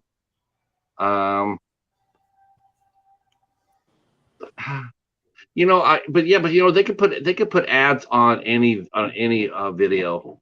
Like my video with Kevin Chaos, Haunted by Horror, that got ads to it because it did over 1,000 views. Let me go grab John's here. He just became a creator, a content creator. So I'm pushing him now. Let me see if I can find him here. What's your guys' favorite channels? Like 3 channels that you would recommend? Would recommend? It's if you want to look at it. Yeah. Like if I know my top is Catherine Manning. She does. She talks about how to get numbers and all this other stuff, and then she joined her channel with her personal blog. But she's my favorite of favorites. And then Arnell Armand, but she don't even post like she used to. But those are the 2 that I can't think of a third, but those are the 2 anyway. All right, let's see if we can drop John here. So John Horton just started. John just started his channel, so I'm gonna drop the link in here. So if you guys can go sub to him, he really could need some help. There you go, John. Let's see. Should I do reviews or top 5 lists or both? I'm kind of overwhelmed to where to start. Yeah, I would too. Yeah, no problem. Hopefully that's a good copy of the DVD because there was some issues like 53 minutes into it or something, 52 minutes. It was like digitizing and skipping, and I had to get back to him, and he had got with the company, and I guess they're going to be shipping out some more DVDs, but hopefully you got a good one and not one that had any issues. Yeah, that's true too, Echoes. Just do what makes you happy and comfy. Yeah, I don't have the whiz bang effects or anything like that, so I just keep my stuff really, really simple, real simple. But I'm happy with it. So do it. Top 5s rankings are very popular. It's pretty popular as far as that goes. I like how you do your grocery hauls, Betty. I think those videos are some of the best and some of the most important right now. I know there's also another lady named, I think, Gail's Coupons. She's really good too. Try to look at my one on Friday. I try to do something different to bring the quality up. and let me know. It's going to be on the intermittent fasting, but I just want you to look at how I did it. Okay. I definitely Yeah. will. I definitely will. Last Yeah, Friday, coming Fridays, you're doing. This coming Friday. Oh, yeah, I'll definitely do that. I'll make it a point. Are you doing a premiere for it? Or are you premiering it at 7 a.m.? I don't know. I should, because I worked on this one. I think I'll go ahead and premiere it. Because I did. I worked hard on it. Yeah, premiere. I'm trying to bring the quality up. It's Uh, basically I let's see. worked hard. Sarlor says if channels were sci-fi monsters, then mine would be the Predator because it's stealth. I don't know what mine would be. I don't know. I don't know what mine would be. Yeah. Please do. Please give John Horton a sub.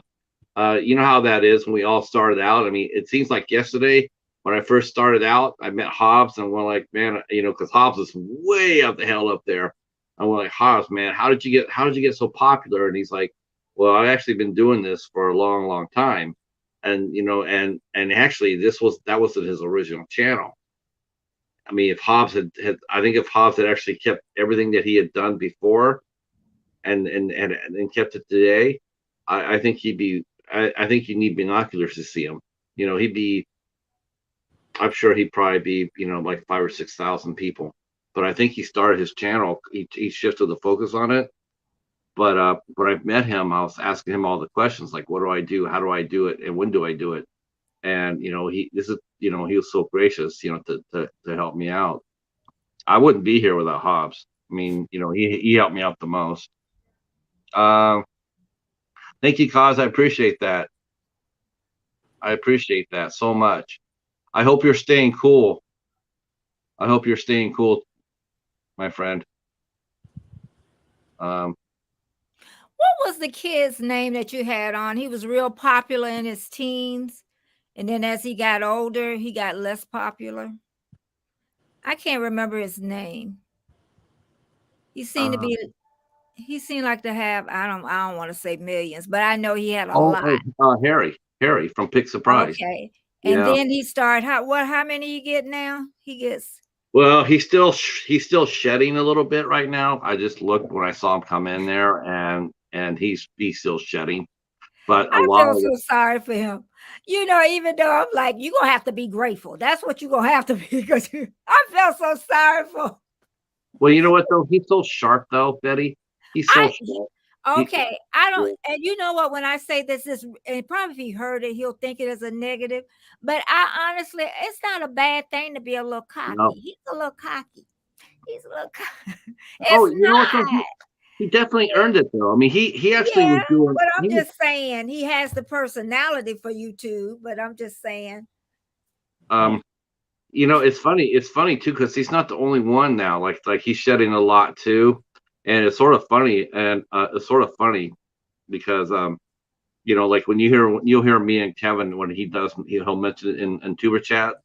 He'll mention that him and I, says he'll say him and I will talk offline. And we do. Sometimes we'll just talk.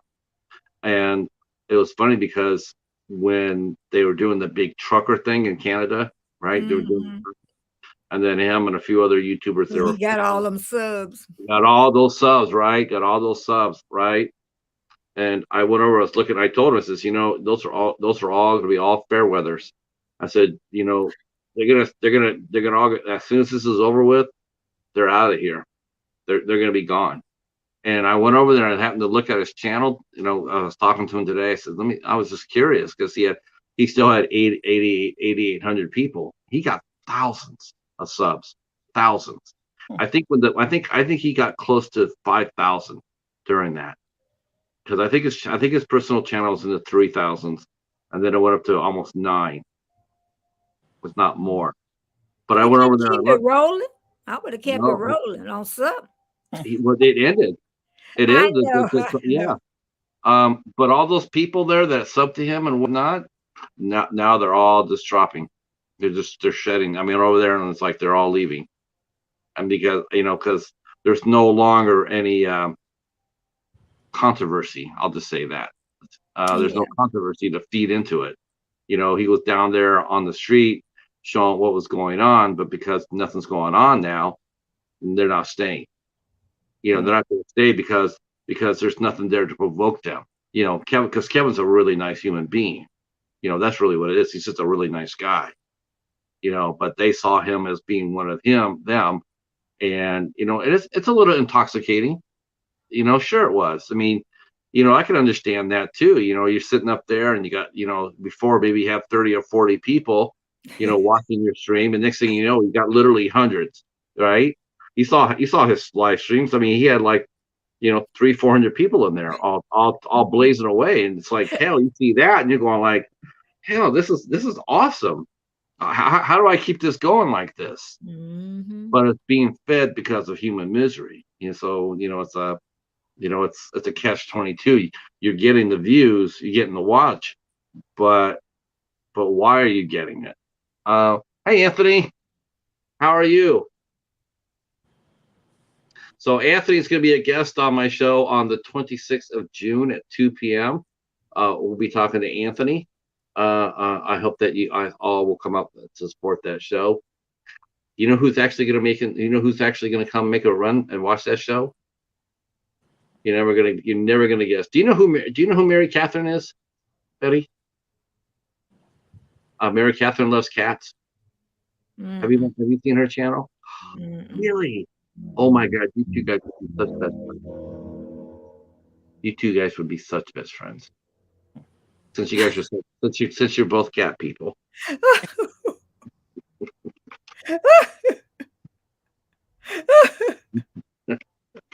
Everybody tell me I'm a like somebody. Oh, Betty, you'll like her. You're right. I promise you. You will. I didn't think I was gonna like Fluffy stuff either. I like her too. Who? Fluffy stuff from Australia. Fluff is awesome. I love Fluff. Fluff's the shit. She's so cute. Her and her husband. Oh my gosh, they're such. I was on her first live. She was just experimenting. I'm like, can you come up? Yeah, I'm always ready. If I don't look awful. Yeah, she did a live with Hither with Heather. Come Hither with Heather. Mm-hmm. Oh my gosh, and she was cooking while she was interviewing her. but Fluff is amazing. Yeah, you're right. So I'm dropping Mary Catherine Loves Cats because she's like one of my favorite people. And her cats, she's got two cats named Blue and Smudge. So she talk about cats all the time, right? No, actually, she's a beauty channel. Oh. She's a beauty channel, unboxing and beauty channel. She does a lot of collaborations, but I'm just there for Smudge. Smudge is a ham. I'm there for her cat. Her cat's amazing. It's the cheetah started doing that stuff too. When the cheetah was walking across my camera, yeah. Just walk on. Huh? Yeah. Well, she's got two Maine Coons. See, the cheetah's like, he's like 13 or 14 pounds. The Maine Coons that she has, they're probably like between 20 and 30 pounds. They're big cats. Maine Coons are big, and so she'll set up her little station, and she'll start doing her video, and then think I'm Smudge just walking in front of the camera. She loves cats, but I don't think she always was Smudge because he's stealing scene. Because as soon as he walks across the camera, like she'll be talking about a beauty product, like Monday Mask, Mask Mondays or whatever. As soon as the cat walks by, everybody starts talking about the cat. It's like, hey, Smudge, and it's like it takes her out of her video. Like I'm supposed to be showing you this beauty product, and this is the newest cream, and then here comes Smudge. It's like it's so cute. It's one of my favorite. But she said she's going to come by and support the show. I know. See, I need to do an intro. Mr. Bones made an intro for my channel, but YouTube did not like it. YouTube, no, they kept on giving me not strikes but copyright claims. So like if I ever get to the point where I get monetized, I'll have to go back there and just like I have to go back there and take that out. So I stopped using it because I didn't want to have to go back there and do hundreds of videos. So Because I have to. because of the music. Was it the Yeah, music? and it's like who's putting a claim in for this? It's like no, I just no, I don't get it. YouTube's too. It's a very cute, and he makes really good he makes really good intros. Al does too. But Bones made the new one for the Midnight Hour. Did you see them? Did you see their intro, Steve? Yeah, I saw it. Dude, man, it's like what's funny? It felt like what I really liked about it was okay. I still felt part of it. You know what I'm saying? I still felt part of the Midnight Hour, and I saw that when they put Danielle Harris on there and going like, that's so cool. I thought that was cool. They put I thought that cool. They included that. Yeah. I think that's really neat. And they didn't get copyright. No, we I actually, you know what? I claim Danielle. I'm going to give them a strike. I don't like that. No, I'm just kidding. Oh my God! Here we go. We're having a war between the Midnight Hour and the House of Horrors. I'm playing. It's all good. Oh my God! Yeah, look up what music doesn't get copyrighted. But no, I love the intro. It's so fun. It is a good intro. The one he did for Sean Blue Digital, he has Sean's head bopping up down. He's on Sean Blue Digi. And they made me laugh. I'm like, hell yeah. Because Sean Blue Digital is Betty. He's an original. He's one of the first people I met on here too, and he's just a superb human being. We really, I love him like a brother. So he came back to the community, and so he's been popping up on the Midnight Hour. He's one of the 3 people that started the Midnight Hour, me, Hobbs, and him. And yeah. So, but he did the intro, and he has Sean's head bobbing up and down, and calls him Sean Blue Digi. Like I haven't seen. The Midnight Hour. Yeah, it says the Midnight Hour is a community in its own. We are all Midnight Hour. I've seen y'all. Too much testosterone. Steven, if you want in the video, you're in, buddy. Yeah, you know what? That's cool. Yeah. That's cool. I mean, that's because I feel like I'm in there, even though I'm not. Even though I'm the guy. Like when there's nobody else, me and Hobbs we're both in that position, right? Like if for some reason me and Steven or me and Al can't make it, I could ask Hobbs, can you come up and fill it in, and he'll come up there and do the show for me, or host the show, and I could do that for the Midnight Hour. But we're the secret weapons, but we're not part of each other's show. We are and we're not. And I just felt like I am. Mm-hmm. They posted some of the guests on there, and I'm going like, wow. And then they had a little glimpse of me, a little me in there. I'm like, oh, okay. They still think highly of me. Thank you so much. And of course, I'm always talking about the spectacular. Oh, Betty, you're gonna have to do the spectacular this year. What? Oh my gosh! So the spectacular starts October 1st, right? And it's Hobbs Horror. It's his baby. We celebrate. He's a master of all things pumpkins, right? All Halloween. So October 1st to the 31st, it's the spectacular, and every Sunday, and I think we're going to join in too. Every Thursday and every Sunday, we're going to be doing something Halloween related, and then he'll do a contest, and he'll ask you some cool questions, and then at the end of the month, we all put our contest entries in, and then we do a drawing for prizes. But it's so much fun. It's the spectacular, and we come up with different. Hobbs comes up with different themes. Like I already know he's working on it now. It's like as soon as the spectacular ends on Halloween night, November 1st, the next day, he's already working on the next year's spectacular. Which now, do you look at the movie by yourself, or y'all all look at the movie together? It all depends how he comes up with it. I don't know. I mean, it's top secret. Nobody really knows what Hobbs is doing for this year. I mean, I'm one of his best buddies, but I cannot tell you. I don't know what he has planned. I don't know. He'll come up with 5 or 6 really good questions, and then you have to answer them and do a video entry, which you'll be doing this year, because it's awesome. And you'll see me. I think you probably see me post that a few times. I'll put hashtag Spooktacular. Yeah. Yeah. We mix it. You mix it up. Classified. It's not we mix it up. It's just you. You're the king of the Spooktacular.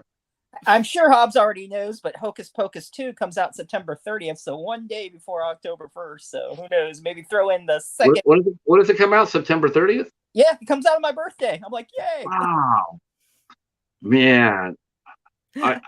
You know what's going to happen though, because I've already mentioned this so much this year. You know damn well he's going to put together something around Sarah Jessica Parker. I already know it. Well, there you go. I ruined the surprise with my psychic abilities. I'm sorry. I already know that there's going to be some sort of name your top 3 Sarah Jessica Parker movies. You already know that's happening. Mm-hmm. And why? It's like, oh man, that's like pulling teeth, right? Well, in her case, it'd be like, okay, no, I'll be nice. See, there's pumpkins there. You should get T-shirts made up. I'll contribute a few bucks. They already do that. They already have that now, John. They have merchandise now, which me and Al are working on too. Yeah, we've had a lot. 90. Let's see, we had about 90 entries last year. It took me 58 hours to do that wheel. Yeah, I think your wheel was probably the second biggest wheel I've ever seen on YouTube. The only wheel I ever saw that was heavier than that was with Beth from Miss 80s Records. Oh my God, her wheel was insane. You couldn't even read anybody's name on the wheel. It was like that. It was that thin.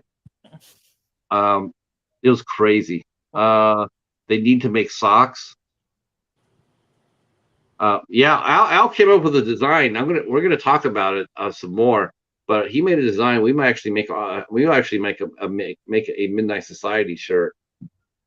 Pick an actor who will be the virgin to light the black flame candle.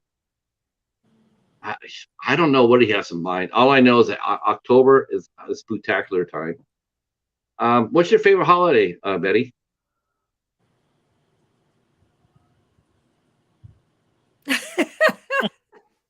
Yeah, I know. I'm trying to think. Just say Halloween. Halloween. Oh, okay, Halloween. Halloween, of course. Come on. Yeah, let's see. Shirts would rock. Yep. But you guys are Hobbs. Why don't you drop your link to your store, the Midnight Society store, or I gotta get confused. Midnight Hour. Drop your link in there because they're starting to sell shirts and stuff now. Nice. When I did Halloween as a kid, it was Halloween. Halloween is not like how it was when I was a kid. No, it's all adult now. It really is. Every year it seems less and less kids. We didn't know about buying no costumes, honey. There was no Halloween costumes in the store. My costumes were always made up. I never had a store bought. They didn't have it in the store. How you gonna buy them if they weren't there? Yeah, I mean, people would sometimes buy the cowboy suit or whatever. I grew up, all my costumes were homemade. Let's see. And we came out just fine. Okay, Star-Lord's offering to sacrifice Ezra Miller, who will be the virgin to light the black flame candle. I don't know if he's a virgin though. He's definitely nuts. Does that count out? That's got to count. Isn't there something they can't find him now or something? Or what the deal is? Or is that what they did? Instead of where's Waldo, where's Ezra? He was messing with some kid or something. I don't know the whole story. And then or maybe he was 18 or he just turned 18 or he was harassing him or then some restraint. I don't know. I didn't read the whole thing. I was just like, what? I like skimmed through it and then they couldn't. He just went off the rails mentally, Yeah. I don't think mentally, I think he just went off the rails. It happens, right? We saw that with Britney Spears, right? He lost it in a flash. Yeah. Oh, Lord. Did you just actually say that? Yes, I did. Oh my goodness. I just look at it this way. This is just another step backward for DC. DC is just so messed up. Correctly. Yeah, I can't. DC has only done one movie right in their whole. I mean, one movie has been perfection. The rest of them, Oh, and there's the store from the midnight hour right there. So they get, yeah. I guess we got to go over there and figure out how to do it too. I guess what you do, I'm not sure if you pay. I mean, I think you send them your designs. You send them your designs for what you want, and then if someone buys something, and then the company sends it out and gets a percentage of it. But I don't think you have to pay for anything up front. Okay. Well, if that's the way it works, I might have to think of some stuff too. Because I always thought, well, yeah, you would have to, you have to go there and buy. Pay for it, to get it. No, I think it's just, I think it's like video on demand, Merch on demand. All right. I tried to get Hobbs for his ladies leotards, but they weren't available. Yeah. I don't think any woman will want to get caught wearing the Bengals colors. That's just me, of course. Don't forget the bras, midnight, pumpkin bras there for you. Right. Do you get kids Stephen? Do you get kids at where you live at? And Betty, do you get kids to come to your house? Not anymore. Man, yeah. I don't know if anyone came here last year or not, or I wasn't paying attention. So. Believe me, if you had the porch light on, you. Oh no, we had it off. And then I think, what was I doing last year? I don't even think I was here last year. Nope, none. We used to, but now not a one. At a convention Halloween. Yeah. I wasn't even here last. Yeah, so or not last year. I don't do holidays anymore. So I mean, but we used to do Halloween. We used to do it here. We used to have a lot of kids. We used to have kids. We used to give out baskets to the kids who used to live across the street. And then Dylan, who lived a couple of houses down, we used to go down there and give him his basket. But after Lori passed, I quit. I just couldn't do it anymore. Didn't want to do it anymore. See, last year I was helping out at a trunk or treat. I remember that, Echo. I remember that. Trunk or treat. I heard about that. Yeah. Here, like at cars, they would just go and. Yeah, you just open up the trunk of your car or the hatch or whatever, and you just hand out candy. The kids just walk around the parking lot and get goodies. It's safe. It's safe, and I tell you one thing it does though. It puts pressure on you to not bring you can't come in there and bring in the crap candy. You got to bring some good candy because you're in front of everybody. They'll take down your light. You don't want to be the one. You don't want to be the one car where the kid walks away and says, a popcorn ball. What the hell is that? You don't want to be that guy. A toothbrush. Yeah, and it's not even new. Let's see. Yes, kids come every year to my open trunk and laugh. Oh. Why did they laugh, Star-Lord? Oh, what's the worst Halloween candy? What's the worst? I still say it's candy corn. What? Candy corn's the worst. Nah, candy corn's awesome. What? Betty, what do you think? Sticks in your teeth. Snickers. You love Snickers? Snickers is the best, isn't it? Snickers and Milky Way. Yeah. Snickers win. Yeah, Snickers is good. Crunch is good. But you know what I do? I freeze them. Yeah. Snickers frozen's good. Yeah. Hurt my teeth. Yes, I don't eat hardly anything anymore. I only eat the small ones, the little small ones they get at Dollar Tree. The 5 or 6. I'll grab a pack of that. I'll throw them in the freezer, and literally be a month before I eat it. Yeah. Let's see. Echo saying he removed candy from his diet. I'm pretty much candy free as well. I cannot remember the last time I actually ate candy. Let's see. Now I'm trying to think. Let's see. I Sarlars ate an mentioned. ice cream sandwich. Yeah, I still eat ice cream. Not hardly though. That hardly ever though. And it has to be on sale. And I don't buy the cheap stuff anymore either. I wait for the good stuff to go on sale, and then I'll grab that. I saw someone they bought a Rocky Road, and they said, well, you can always tell a good how you can tell a good ice cream from a bad ice cream is this way. So they went out a hot day, and they had a half gallon of, or the normal size of a Rocky Road, and they cut it and they put it on the ground, on the cement. And they said, no, you just watch.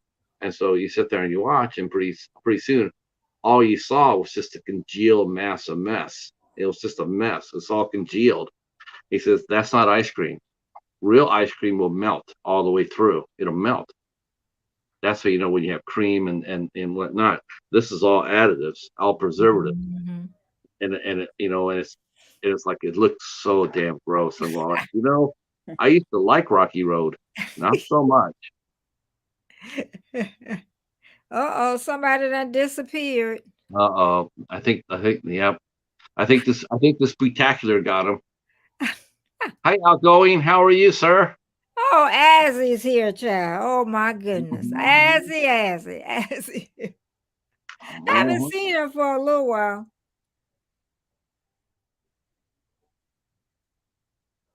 Outgoing, Azzy, how you doing?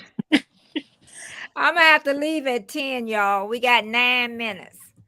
Actually, I was ready to go too. You know, my dog, as he gets older, he won't go outside with my husband. I have to take him out, or he have to pick him up physically and take him. Now, see, I don't have to worry about with the cheetah. He knows where the box is at. That's another reason why cats are superior to dogs. Because a cat will just go ahead and take care of business. You don't have to take him outside. My dog too. If I trained him on the mat, I didn't train him on the mat. To take a poop on the mat? Yeah, dogs. They have a mat for the dogs. Where do you have it at? I don't, but people do. My sister do. Where's the mat at? Is the mat in the garage? It's like in the hallway, and it's like in a cat bin. Oh, you mean your dog? People stay in apartments and stuff. They do it all the time. Oh.